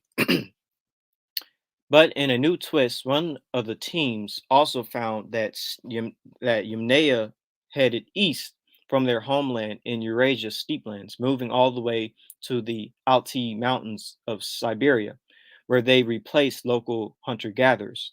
This means that this distinctive culture of pastoralists who had ox-driven wagons with wheels, and those warriors rode horses, dominated much of Eurasia from north-central Europe to central Siberia and northern Mongolia. They persisted there until as recently as 2,000 years ago. Now we see the Yamnaya as not only spreading north into Europe, they're also spreading east across the Urals, getting all the way into Central Asia, all the way into the Altai between Mongolia, China, and Siberia, says evolutionary biologist Eski Wilversity. of the University of Copenhagen, author of one study. Archaeologists have long noticed connections between the steppe cultures, such as the Yamnaya and Bronze Age people in the east, who lived in the Men Sinskuv Basin and the Altai Mountains of South Siberia and Mongolia about 5,500 to 4,500 years ago. All of these traits also link them to the people in Central and Eastern Europe, including the Yamnaya and Kortwar people, who are thought to have spoken early Indo-European languages. One of the new studies, Willersiv's international team sequenced the genomes of 101 ancient peoples from across Europe. They found that the Yamnaya of the Samara Valley in the northern steppe of Russia were genetically indistinguishable from the Afanzov of the Altai and the Yamsia region of southern Siberia, which confirms archaeologists suggest that there was a vast migration of steppe pastoralists to the east. But unlike in Europe, where the Yamnaya interbred, many local farmers in Yamnaya moving east uh, completely replaced the local hunter-gatherers, perhaps because this region was only sparsely populated, Wilser says. This eastern branch of the Yamnaya persisted in Central Asia and perhaps Mongolia and China until they themselves were replaced by fierce warriors in chariots called the Centastia. These people from the Urals and Caucasus, who were genetically related to Central Europeans, persisted in Central Asia until 2,000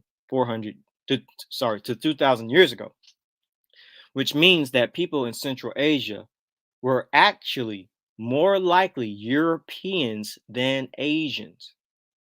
So not that long ago, a lot of Europeans were basically in Central Asia before Asians came in. So it wasn't until relatively recently, just 2,000 years ago, that these Caucasians were replaced by immigrants from Eastern Asia, such as the Karaskup, the Mazakaya, and other Iron Age cultures that today make up the ancestry of people in Central Asia. The implications of these genetic links between the Asian and European Bronze Age cultures are far-reaching.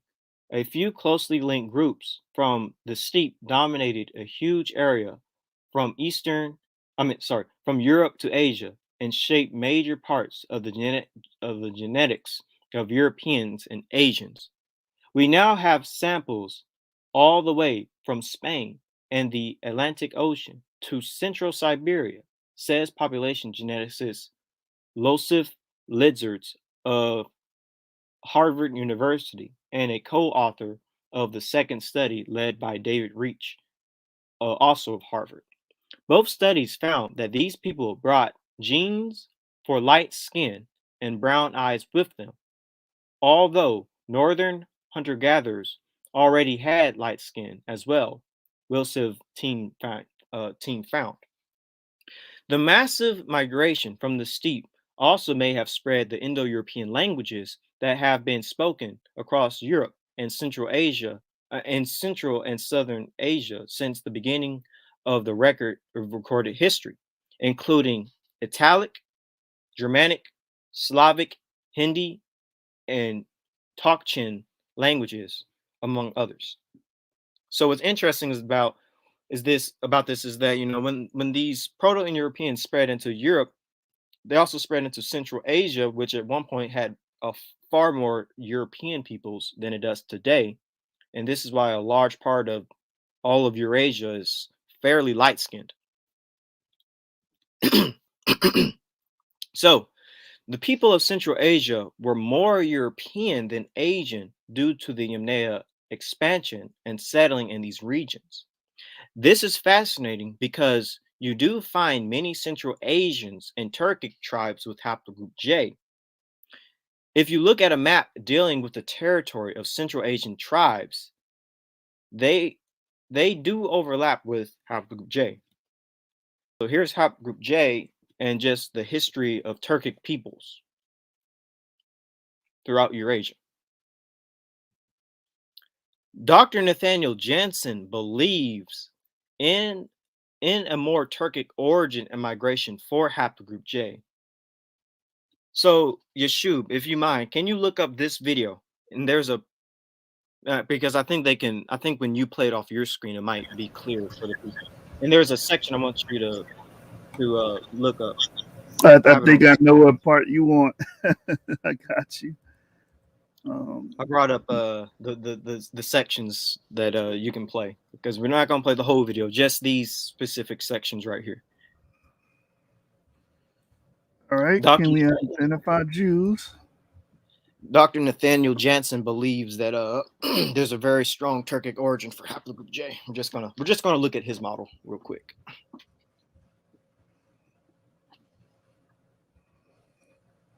So the fun thing, Because after all, we just got done talking about how the Yamnaya people spread into Central Asia, and haplogroup J could have been part of that migration of Proto-Indo-Europeans. Because people will have you believe J is only in the Middle East. It's not only there. It was found in Mesolithic Russia, found in Neolithic Hungary. So we got to look at all right, so you can start at 18.14, 18 minutes and 14 seconds.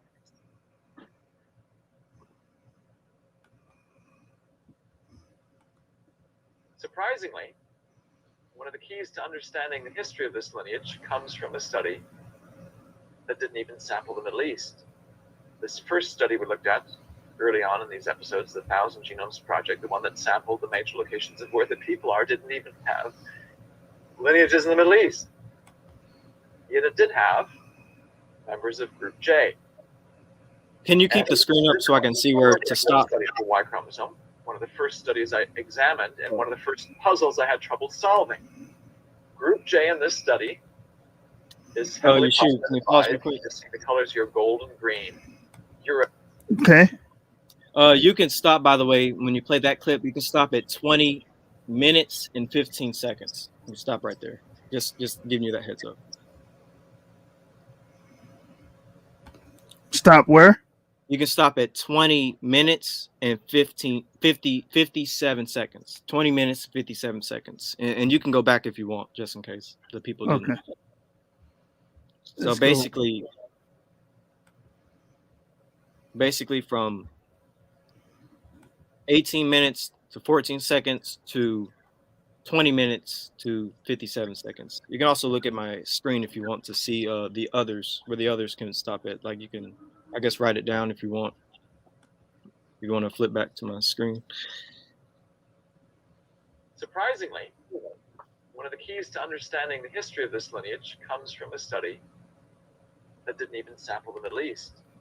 This first study we looked at early on in these episodes, the 1,000 Genomes Project, the one that sampled the major locations of where the people are, didn't even have lineages in the Middle East. Yet it did have members of Group J. And this was historically in my own study of the Y chromosome, one of the first studies I examined and one of the first puzzles I had trouble solving. Group J in this study is heavily populated by, if you can just see the colors here, gold and green, Europeans and peoples of South Asia. We'll zoom in here just momentarily so you can see them. Yes, you have peoples in the Americas, but again, I think this is carryover from Europe. Sadly, most Latin Americans have European ancestry, not indigenous American, because the die-off of these peoples after the arrival of Columbus. So even though they're gray here, Native American, so-called Latin American, actually this should be gray as well as Colombian. But for that matter, we could color them all likely gold as well because they're of European descent. So you have this European/American group here.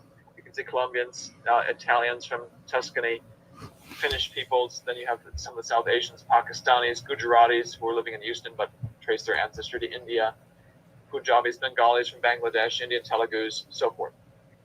That's the major groups here in this group J, because these are the people that were sampled. British, Persian here as well, Sri Lankans. That's what you find here in group J. And I want to zoom back out so that you can see part of the big picture pattern here, and a pattern that really stumped me when I first saw it. So this may be small to the screen you're looking at, but if you try to squint and see the colors, you'll see that there's a general grouping of gold / gray. I'm going to lump the gray in with the gold. Basically a European subgroup here, and then an Indian South Asian subgroup here, and then another European subgroup here, and an Indian. They kind of alternate. They're not all intertwined. It's like there was a group that went off this direction and then off this direction. They share a common ancestor back here, but it's like whatever population they came from went their separate ways and stayed in Europe or stayed in South Asia thereafter. These clusters have common ancestors in the 700s to 1100s. And early on in my study of the Y chromosome, I thought, what in the world is this? Is this now evidence against the Y chromosome clock? I can't think of anything that connects these sections of the world together. And then I came across this study, the one we just mentioned, that has samples of the Middle East. And you can see in red here, there's a lot of red. I'm like, oh, okay, fine. And this is the explanation. This must be why Europe and India are connected. The connection must run through the Middle East. And the geography of J, or at least the fact that it runs through the Middle East, reminded me immediately of the Islamic conquest, beginning in the 600s AD with Muhammad and his followers, and eventually spread through North Africa, got into Europe. You can see it extends to the edge of India, is in Pakistan. This seems to fit then these clusters. But then I got stuck on the dates again as I looked into this history more so. Yes, Muhammad and his followers, and the people thereafter, these Arab Muslims, got as far east and west as is shown here. But by the mid-800s, the eastern part of their empire began to be reconquered by Central Asian peoples. So that by the mid-800s, this part of the Islamic empire was being cut off from India. And before the time of Columbus, the 1100s, the Muslims were being pushed out of Spain. So if we're getting cut off here in the 800s from South Asia, how in the world do you connect this part of the world to this part of the world up into the 1100s? Learn a language with clickable subtitles. Choose from hundreds of foreign teachers. Where I began to scratch my head again. Now what? How do you explain this? What's the history of Group J? How do you connect Europe and India? In fact, it turns out that this Europe-India connection was one of the keys to unraveling a surprising explanation for Group J, and by extension, a good chunk of the Jewish population in the world today. Let's go back to India, because this is where one of the keys to understanding it emerges. And let's work through the history of India from the present, working backwards. The modern Indian state traces its origins to the 20th century, where they throw off British rule. So you step back from the modern Indian state and you run into the British Raj, which rules from the 1800s onwards. They're here because the East India Company arrives in the 1600s. They arrive not to a British Raj, obviously, but to the Mughal Empire. And we discussed in previous episodes that the Mughal Empire comes from the Persian word for Mongol, because this is of Mongol origin. Well, that's intriguing. However, neither of these historical events seems to be a good explanation for the connection between India and Europe. For one, hardly any British peoples are in this J grouping. So that doesn't seem to fit.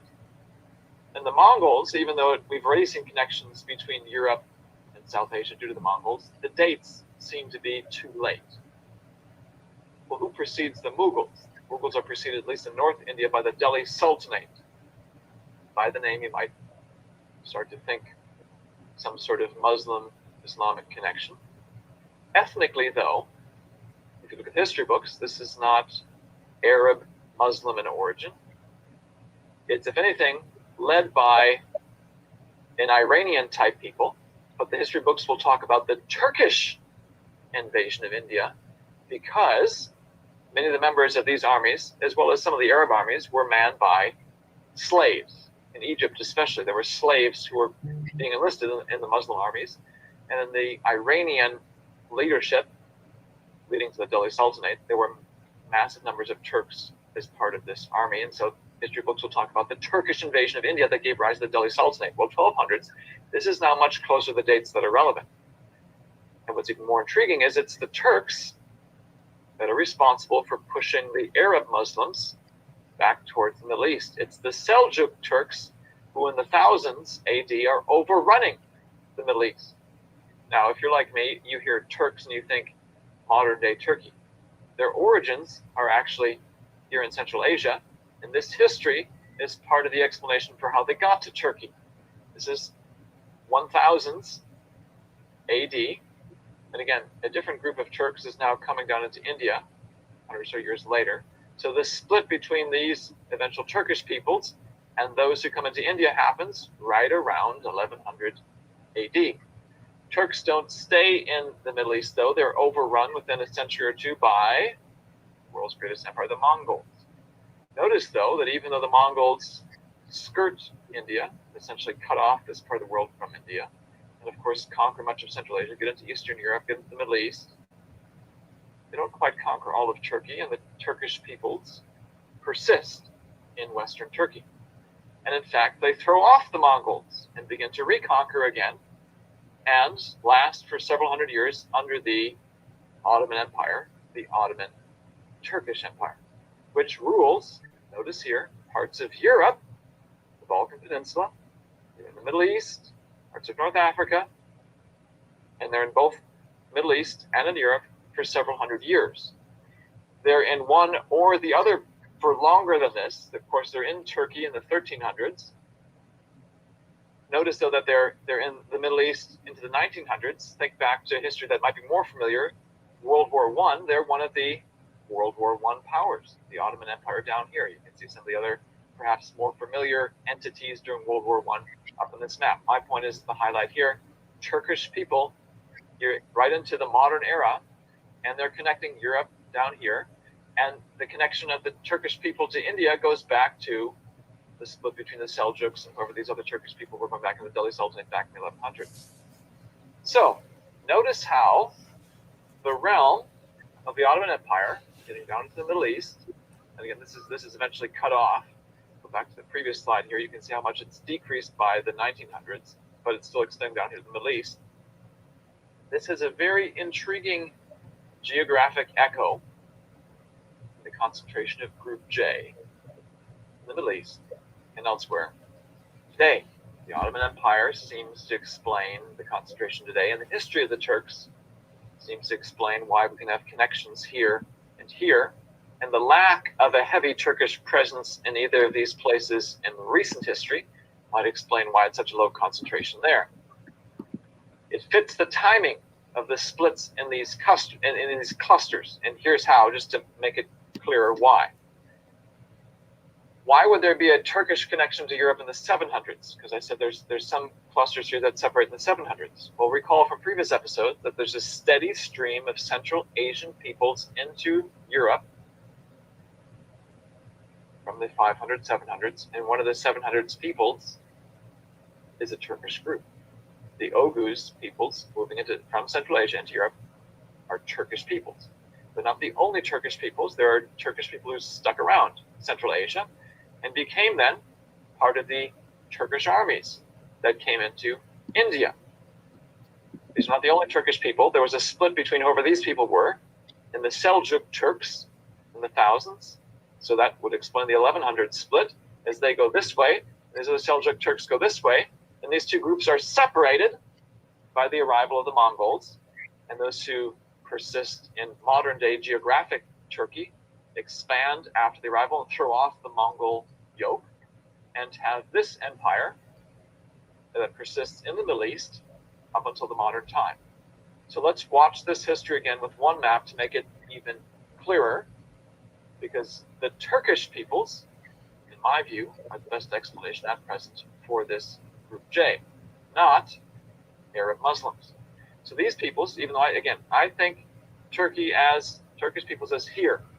In history, their origin is not there. It's in Central Asia in the 600s. Turkish people arise in Central Asia in the 600s.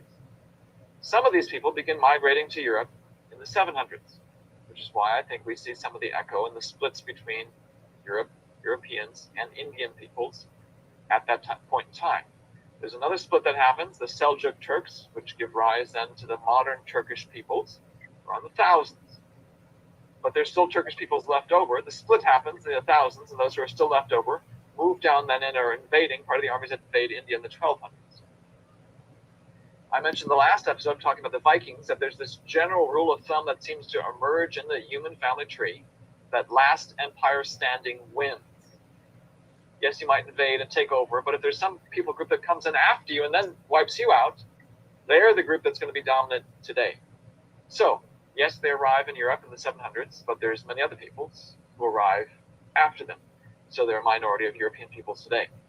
The peoples in India, we saw that the Delhi Sultanate is followed by the Mughal Empire, the Mongols. And so they're not the last empire standing, they're a minority of India today. Even the Seljuk Turks, as they pass through the Middle East, are not the last empire standing. The Mongols march through here, and after the Mongols, are other Iranian peoples who then rise. And so they're not the major grouping in this part of the world today, not even in the Middle East, because the Turkish people here are followed by the Mongol conquest. So the Turks are pushed into modern-day geographic Turkey as a result of the Mongol conquest, but then they begin reconquering again and become the last empire standing in other parts of the world. They move into Europe, but eventually pushed back out. They move into parts of North Africa, and perhaps more importantly for our study, they're in the Middle East for several centuries, right up until the modern era, when the modern Muslim countries, Iraq, Saudi Arabia, emerge today. This history of the Turks seems to find a very strong echo in the geographic extent of Group J today. So who are the Jews? Who are modern-day Jewish people? Well, it seems that the section, I should say, a subsection of modern Jews. Are you a Christian educator who wants your students to stand strong in today's culture storm? We've partnered with leading creation ministry, along with many other Middle Eastern peoples, and some Europeans, like Greeks and other Balkan and Peninsula folks, and Italians, and even some Spaniards at a low percentage, and even some Indians, all share a common Turkish heritage. They trace some of their origins to Central Asia. Not all of these people, but if you're in the Middle East, a heavy percentage of you do trace your origins via Group J to the Turkish people. And what we've seen in this episode is, once again, Central Asia seems to play this dominant role in the world history of peoples. We've seen other Central Asian lineages, R1A, R1B, due to Mongols, Magyars. We hear the Turkish people are showing up in the Middle East. They have a dominant presence. They're about a quarter of the peoples in India. The fingers of Central Asia, even though they don't necessarily occupy much attention in the history of Western civilization, politically they don't play a huge role in Europe, but in terms of their DNA, massive echo in Europe, in the Middle East, significant imprint in India, and even now in North Africa. But could there still be an ancient Jewish lineage that we haven't yet discussed? Do you want to stop here? Or haven't yet discovered? Yeah, you can stop there. I think you can stop there. I may have written something down wrong. I'm looking at it now. I said 33 through 38 through 33 through 17. We can just keep going though, even though I may have wrote that part down wrong. But anyways, this does make sense because you do find an interesting overlap. What Dr. Jensen says makes sense because you do find an interesting overlap between Turkic Central Asian peoples. If you look at haplogroups, for instance, this is haplogroup J2, and here are like various Turkic tribes and peoples. But what we also have to remember is that Central Asians could have obtained haplogroup J from the Yamnaya expansion, and haplogroup J males were part of the spread. We know Yamnaya men, um, uh, like they had half of their ancestry from Caucasus hunter-gatherers. Furthermore, the expansion of haplogroup J males with the Yamnaya could have even explained why we see Central Asian Indians with haplogroup J. Perhaps haplogroup J entered India through the Indo-Aryan invasion set off by Yamnaya Proto-Indo-European migration. So just going down below to the last sentence, it says Caucasus hunter-gatherers left their imprint on modern populations from the Caucasus and also Central and South Asia, possibly marking the arrival of the Indo-Aryan languages. And just reading what's in yellow, it says through the Yamnaya, the Caucasus hunter-gatherer ancestral strand contributed to most modern European populations, especially in the northern part of the continent. Skipping down, exactly when the eastward movement occurred is unknown, but it is likely included migration around the same time as their contribution to the Western European gene pool and may be linked to the spread of Indo-European languages.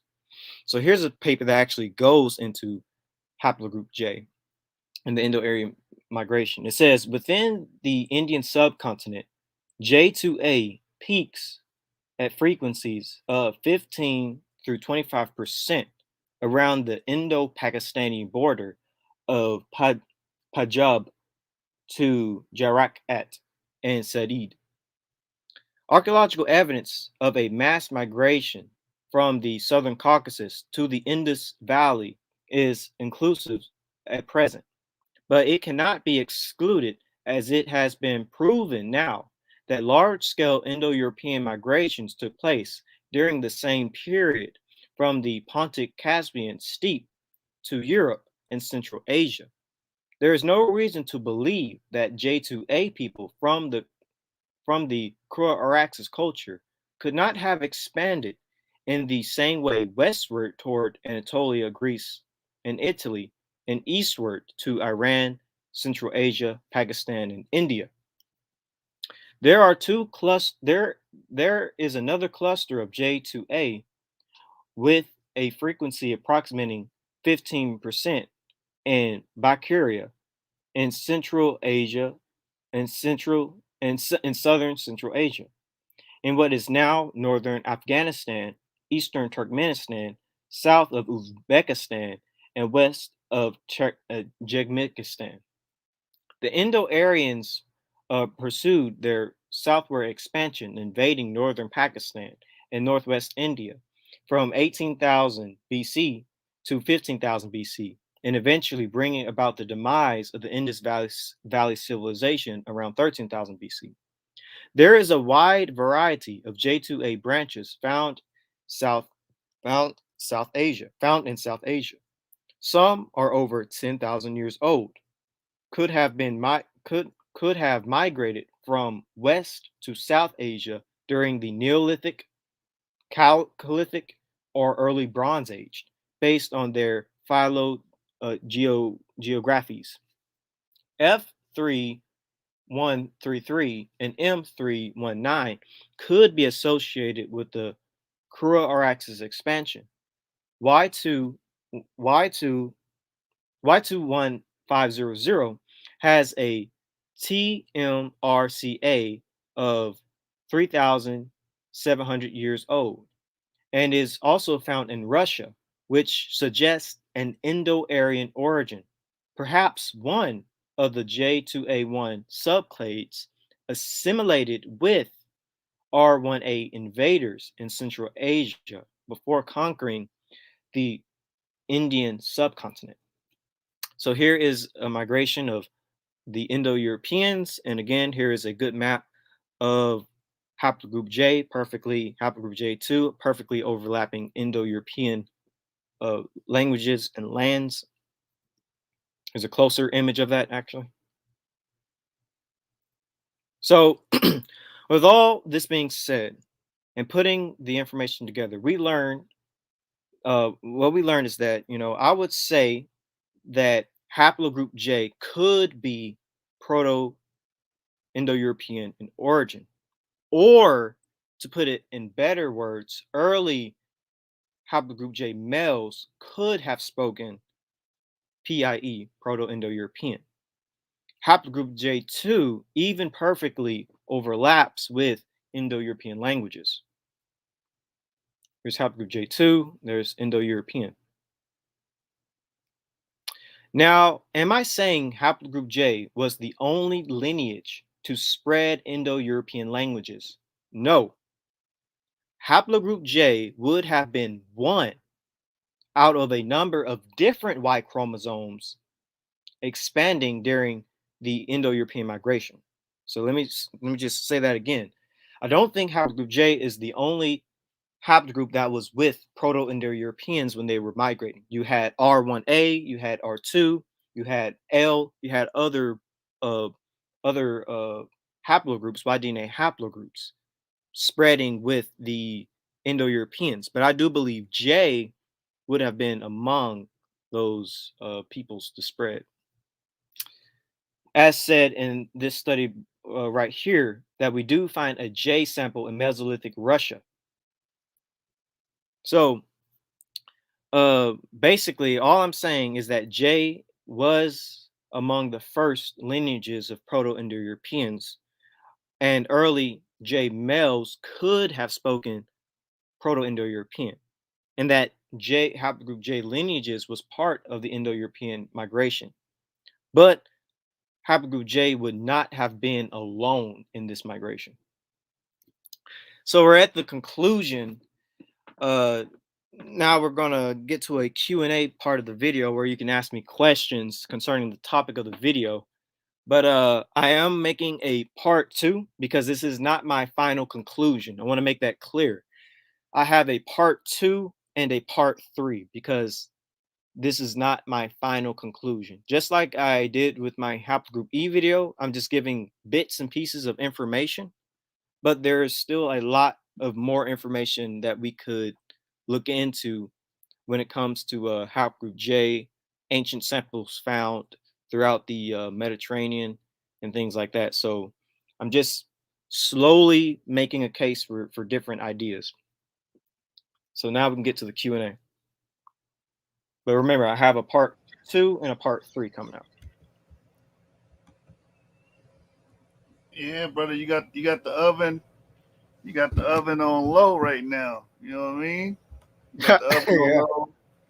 You know what I'm saying? I'm putting the link in the chat if anybody wants to come in and speak to Brother Avery. Questions for today's topic, please. Speak or forever hold your peace.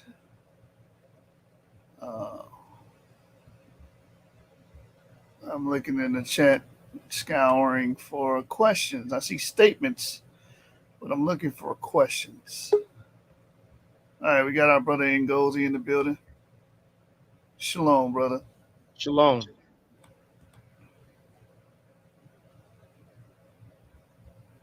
I'm sorry. Could you guys hear me? Salam alaikum. Shalom, shalom. How y'all doing? Are we doing Good. How about you? I'm good, man. I think you did an excellent breakdown.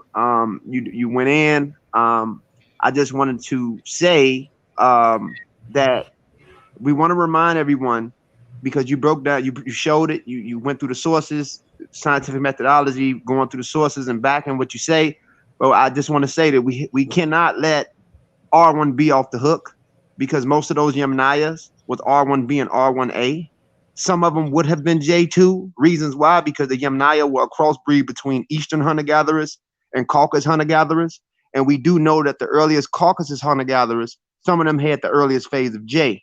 So these dudes from the Eastern hunter-gathering populations, really similar to the Maltai culture, which links Yemenaya really close to Native Americans. For those out there that claim aborigine, they had a connection with those Eastern hunter-gatherers who were partially part and partial cousins to the people that came to the early Americas.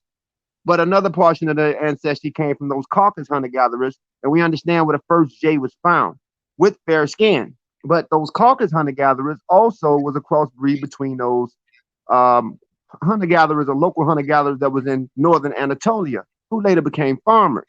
Most of the Anatolian farmers they did not speak an Indo-European language. They had a language isolate, and the closest population to them would be Sardinian type people, even though today they speak another language. But they had a language isolate, and they were mainly J, G, and small fragments of E that lingered up there. But they also had that light skinned gene too, because when they went into Europe first before the Yemenayas, the people that the Yemenayas was killing, or the Yemenayas was killing, was those Anatolian farmers who were like distant cousins to them, primarily on the maternal side that they descend from. But some J2 was there. Even though the Yemenayas was taller, a lot of the farmers were shorter, but they had a genetic tie through that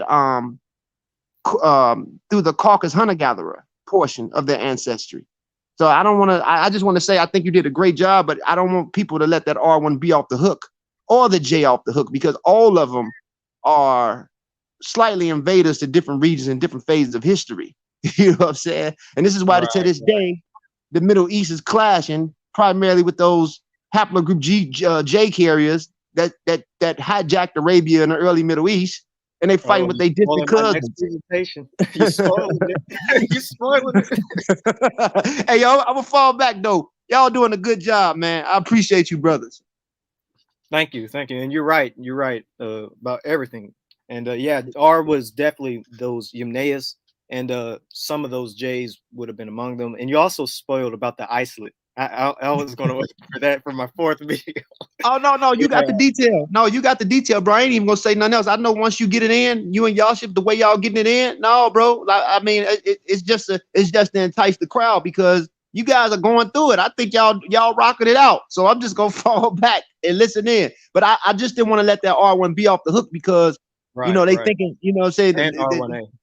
Yeah, R1B and R1A. Yeah, we can't let them off the hooks, because even with us over here, we've been inserted with that crap, because the British and Irish thing, slightly mixed with us. So we got a lot of that shit in us as well, from the Yemenayas.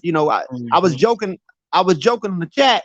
I was like, some African American men have white fathers and Yemenaya grandfathers. That shit is in us. It's been inserted in us, yo. Yeah. So big up to the E's. Big up to the E's. Peace and love. All right, guys. Salam alaikum. Salam alaikum. Shalom. Peace. Shalom.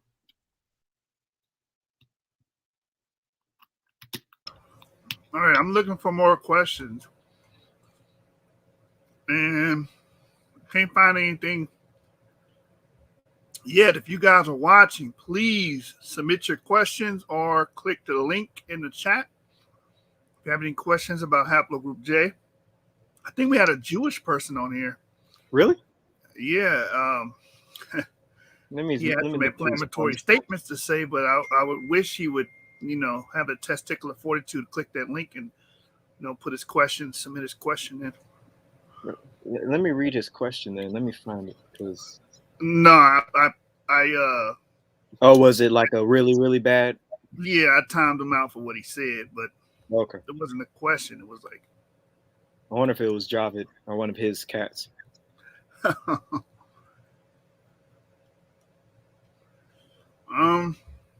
think this is more of a statement, but if you want to touch on that. I always thought it was Haplogroup R that originated white skin, but now we see it as Haplogroup J. Yeah, so the Caucasus hunter-gatherers would have been the first people to have light skin, and light skin also developed independently in some other regions of the world too, but the ones associated with like a lot of modern Europeans have the light skin that originated with Caucasus hunter-gatherers, and they mixed with, of course, the Yemnaya people who had Haplogroup R, and then they would have spread it as well as mixed with other peoples as well. Okay. Even people with Haplogroup I were at one point dark skinned. As a matter of fact, that's who is interesting when I'm kind of spoiling a little bit of my future presentation, but it's interesting when you think about these Proto-Indo-European light-skinned peoples migrating into Europe, because originally a lot of the people in Europe were dark-skinned, like Chatterman and whatnot. And so these Yemnaya people migrated into India, who again ran into dark-skinned people. And so it's like they're conquering and wiping out a bunch of dark-skinned populations of people is when you start to think about it, really. And then, you know, the expansion into Europe by the colonial powers. I mean, the expansion into Europe, into Africa by the colonial powers. You know, it's like a continuing history in a weird way when you think about it. I think this comment was based on your segment when you were talking about Jay and his connection to light skin. And I think they're saying that gene or that haplotype is Canaan. Sound like Canaan descendants to me. I'll actually do a video on the descendants of Canaan in the future.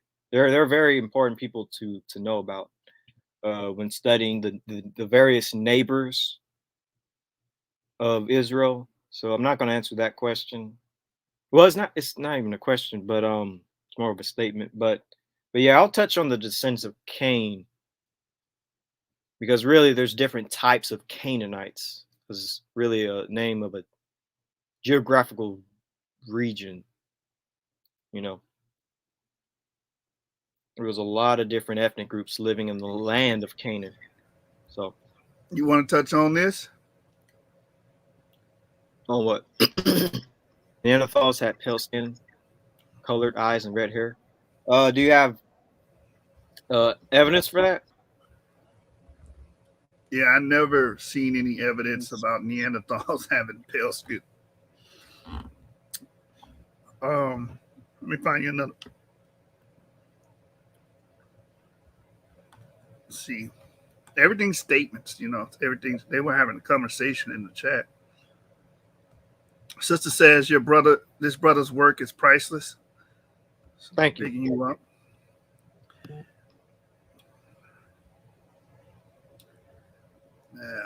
And this is just the first video. We're just you know, giving a little icebreaker, a 2-hour icebreaker. But you know, my other videos will get a little bit more specific. Higher be praised says E is traced to Proto-Semitic, while J is linked to Proto-Indo-European. Yes, E is traced to Proto-Semitic, and basically what I'm saying with J is that it could be linked to Proto-Indo-Europeans, their expansion. There's still more to be understood about haplogroup J. Still a lot more. But early J men, you definitely could find some people who would have spoke Proto-Indo-European. But all of them, well, that's what the next videos will be about. I'm kind of confused on this statement here in regards to your representation. I quest. I guess that's what it's supposed to say. Oh, okay. It was a Q. So, all right. So I guess red and light skin is too different. It's too different. I guess red. Can you restate your question, but a little bit more thoroughly? I didn't quite understand it. All right. So also, there's a link if y'all want to push it to ask questions, just in case you know you're tired of typing or whatever. Haplogroup J was originally black. This haplogroup mixed with Neanderthals. All right, so can you give me evidence for that as well? Like a paper, like a scientific paper?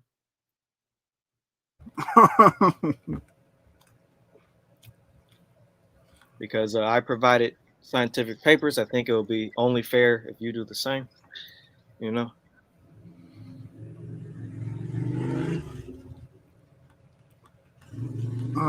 I don't know. When did you mention Neanderthals? Because it was like a segment of comments where they were talking about Neanderthals for a second. I only mentioned it once, and it was dealing with the amount of Neanderthal DNA that the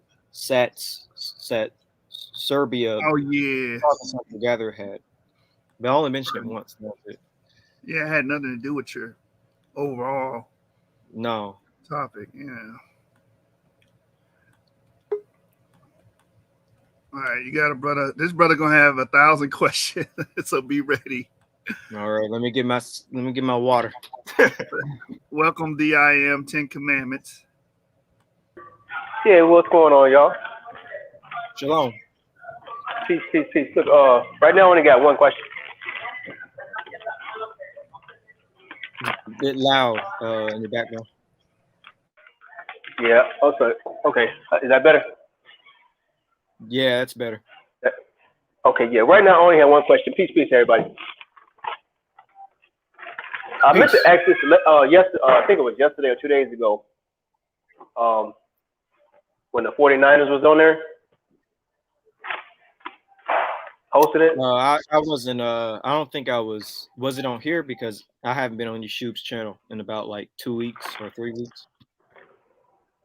Okay, the other brother did. What's his avatar says 49ers on it. Yeah, that's not me. I spoke to you last time. I remember. Yeah. Well, okay. Well, the question is this: if everybody comes from the Y chromosome Adam, right? Ultimately, I'm just saying, according to the narrative, right? Then wouldn't everybody have the same DNA? Is that to me or Yeshua? Both of y'all.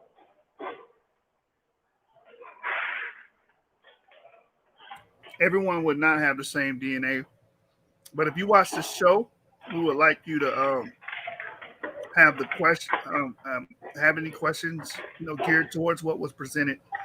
But the answer you in short is this: we have a shared humanity, but Y chromosomes diverge from each other and they become distinct. I understand that. I'm saying, but when they come distinct, isn't it?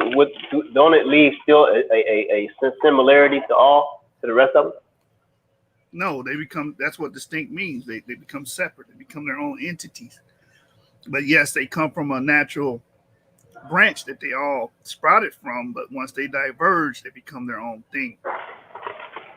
If they become his own thing, how are you able to trace it back to the same common ancestor, though? If it comes his own distinct thing, wouldn't that be kind of difficult to do that? No, not at all, because they mutate. And the brother said it right in the chat. Mutations.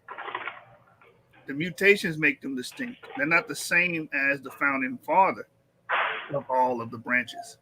Okay, no, I understand. Okay, but if they're not the same, but they are the same in the sense of that you're able to trace it all back to the founding father. Yes, you can trace them all back. All Y chromosomes go back to the putative Y chromosome Adam. And what would that chromosome be? Like, is it A1B1A or what? I have a differing opinion on that. That'll take a different video because there's no evidence of BT. So I would tell you, look up BT. There's no evidence of BT to connect everything. So I would say, okay. That's cool. It don't have to be that one. It don't have to be that one. But what about them? I guess the oldest was in, correct? Can we use that one? I'll give you my model. Y chromosome Noah. I will just call it that for now. Produce AB, which would be Ham, and then produce DE, which would be Shem, and produce CF, which would be Japheth. That's the basic, simple breakdown of that. But in order to actually understand it, I will have to do a whole presentation just on that. But today's video wasn't about that, brother. No problem. I would like for you to do a video of that because then I would like to know, is that science or is that just philosophy or belief based upon a narrative, and we're just putting A, F, and J to particular groups. Well, it's based on interdisciplinary studies, and I'm not the only one that holds that belief. We showed Nathaniel Jeeson today. Nathaniel Jeeson believes that all humans come from 3 nodes.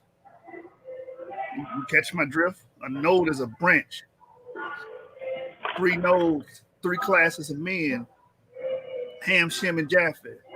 So it's the same thing, but I would have to give you all the references like the brother did. Well, that's interesting what I'm saying, but see, I'm just wanting to clear up some confusion that's in my head because because remember you talked to me, we talked a couple days ago, and you said the Y chromosome that is passed on to the father, to the son, to the son, to the son, to the son, and so on, right?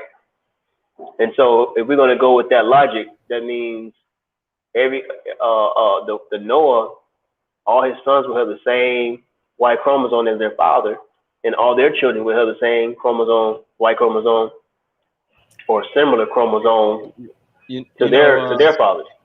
I'm saying if we're going with that logic. Maybe we could do a after show and we can talk about this. I kind of want to keep all the questions pertained to like Haplogroup J, the Yamnaya culture, stuff like that. But we could definitely talk about this like after the show because okay, that's cool. Peace. Yeah. Appreciate that. You Because got I need to get ready. I'll stay on hold. You got a Clubhouse app? I am. You see, do I got a? No, I don't. I would download the Clubhouse app and maybe we can talk about it there. Okay, Clubhouse Yeah, app. yeah, Okay. we can talk about it there because I got to get ready to head out. Okay, you want to down there or? Wait, what? I didn't hear you. Did you want me to download that now? Yeah, download it right now. Okay, peace. Appreciate it. No problem. Oh, yeah, no problem. We got some questions in the chat. We got Hybrid Praise says, could Haplogroup J have adopted the white skin genes from mixing with Neanderthals? I don't think Caucasus hunter-gatherers were the only humans to mix with Neanderthals. You had others. So I will have to possibly say no, but I have to also look up a paper that says that. If you can find a paper that says that, then yeah. But from my understanding, they just got the mutation. They developed the mutation on their own. Luminous Mind Game says, in your hypothesis, does light skin equate to pale skin or white skin? Yeah, it even says it in the paper. Let me find it. You want to look at this part right here.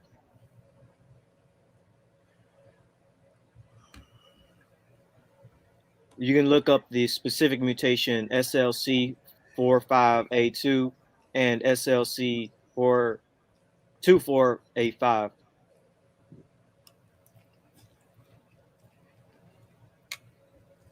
And I think I talked about it in another part too. Let me see where else I talked about it. I talked about light skin also right here.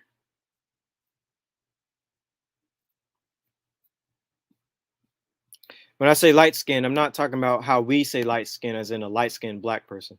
That's not what I mean. Here's another paper that goes in the skin color and vitamin D with the Caucasus hunter-gatherers. Here's a good map also. Light to intermediate skin. But yeah. So does anybody have any other questions? Wait, is that a question? Is there going to be an after show? Yes, there will be an after show. I'll be eating though while we do it, but there'll be an after show and I'll be in the background. I'll set it up on my Clubhouse account, and Yeshua can invite y'all. As a matter of fact, I could put. Can I put it in the chat or whatever? I'm gonna create the Clubhouse right now and put in the chat. Yeah. I tried doing that before. It was so long. Oh, it was like a long link. Well, try it. See what happens. Okay. Let me see. I'll try to do it through my phone. See what happens. But High Be Praised again says, if its brother Haplogroup I was black skin, aka Cheddar Man, it is strange that it originated the light skin gene without Neanderthal admixture. If its brother was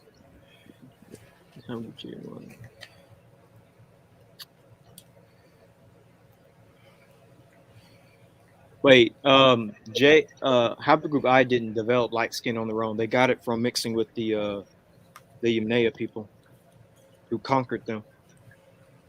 Wiped a lot of them out, but also took some of the women in.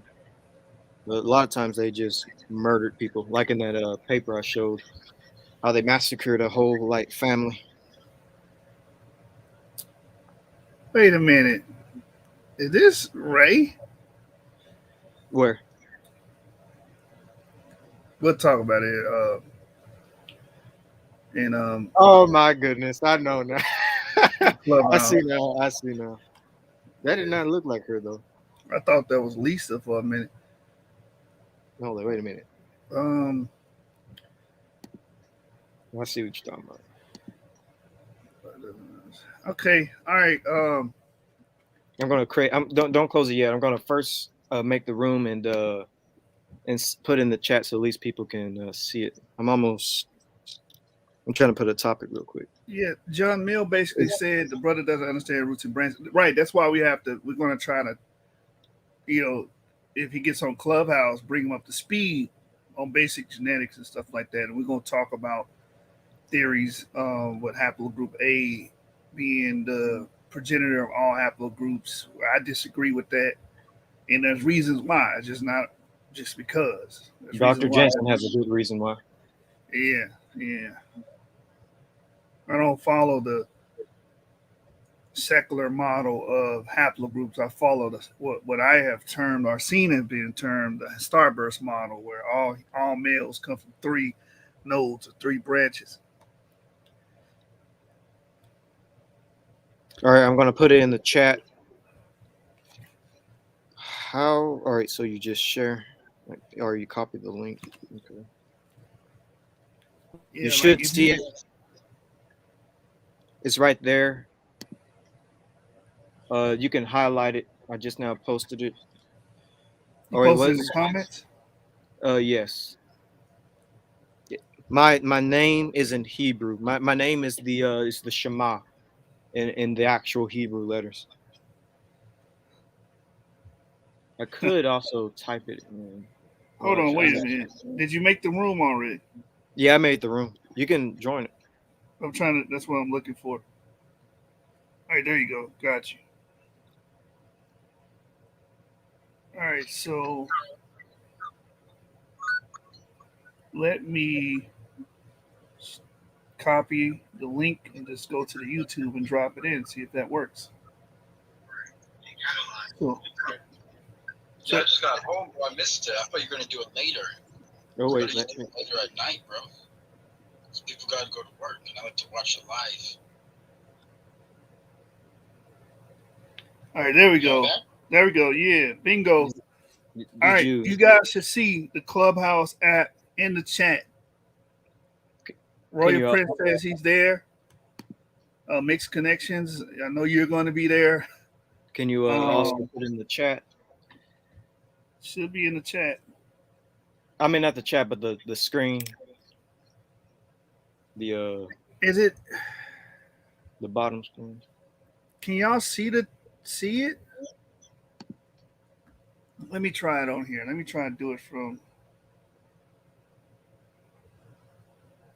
Can you guys see the chat? Can you guys see the link in the chat? Oh, that's weird. It's so nice. Hold on, let me try something one more time. It's weird. I could put it on. I was gonna say Twitter, but I can send it to your phone, YouTube, and then maybe you can copy it and send it. That's what I'm doing. Chat. That's what I'm doing right now. I'm doing it through my phone, and I guess my YouTube is blocking it. I'm not sure what's going on right now. Give me a minute. I'm gonna try to copy and paste it from the computer. Copy link address. They said they don't see it. They don't see it. All right. That's weird. Right. See, that's not gonna work because when I copy something from Facebook, it always does that. I hate that. Let me send it as an email. I guess I could just type it all in. Let me try that. Let me send it as an email. Yeah, let me type it in. See if that works. HTTP Yes.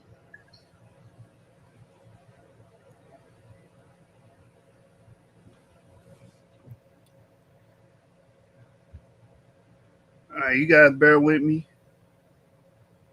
I know Royal Prince, we know you on there already. But I'm trying to give the link to everybody on the live now. I wonder if it'll also work if you close or if you uploaded the video and then just put it in the comment section. I wonder if that also could work. But here, I put it in this way. Did it work? Let me see. Hold on. They said it won't because Clubhouse. Sean Harris. Yashub with a Y. Yashub is a car. There we go. There we go. Can you guys see it? All right, there we go. That's Oh, the how'd you link do to that? Clubhouse. How'd you do that? I had to do it through StreamYard. Okay. I was trying to do it through my phone and it wouldn't. It was just being dumb.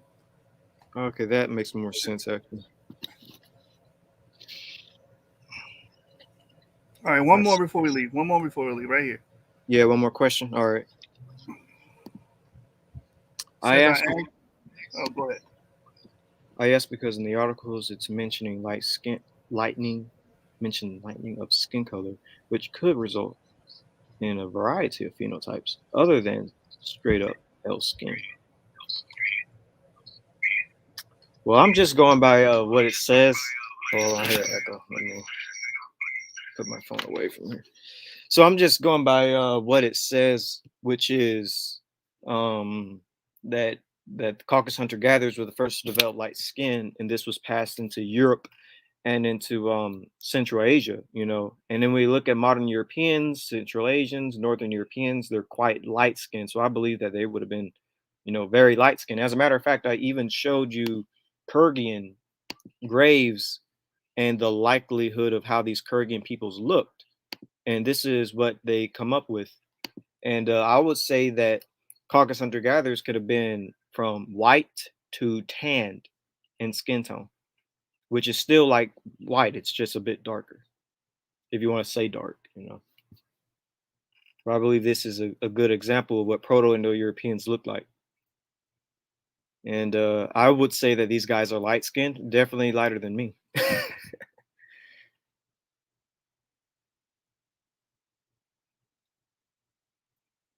So hopefully that helped out. Anybody's welcome to the Clubhouse. Just click the link. I'm going to post it again. Everybody's welcome. We're getting ready to close. The after show will be on Clubhouse exclusively and not on YouTube. So if you want to be a part of that, I advise you to hop on Clubhouse. If you don't have it, download it. It's on Droid and iOS. So yeah, we're gonna start doing these after shows more on Clubhouse. So if you guys want to be involved, get your questions in. You guys maybe didn't want to ask questions live, you can do it on Clubhouse and have a different setting. So if there's anything else you want to add before we close, if not, we can just close it down. The only thing I'll add is I have another Haplogroup J coming up. I only briefly touched on Group J and its distribution and origin. There's much more to learn and understand, dealing with migration patterns, dealing with the language that they likely spoke, dealing with their phenotype. So we're not done. This is not my only Haplogroup J video. I have more on the way. I have 2 more, and then I have a bonus video, actually a few bonus videos, because I took so long trying to, you know, fix my internet that I feel like I want to give you all some bonus content. So we got more J on the way. We're not done. All right, you guys, click those links. Click those links. Get in the chat. In Clubhouse, if you have any questions or you just want to dialogue about today's episode and the breakdown. All right, with that, peace. Shalom. Hit the like button, subscribe to the channel, Genesis 49ers on YouTube. Leave a comment and share on the social media platforms. Shalom. Shalom.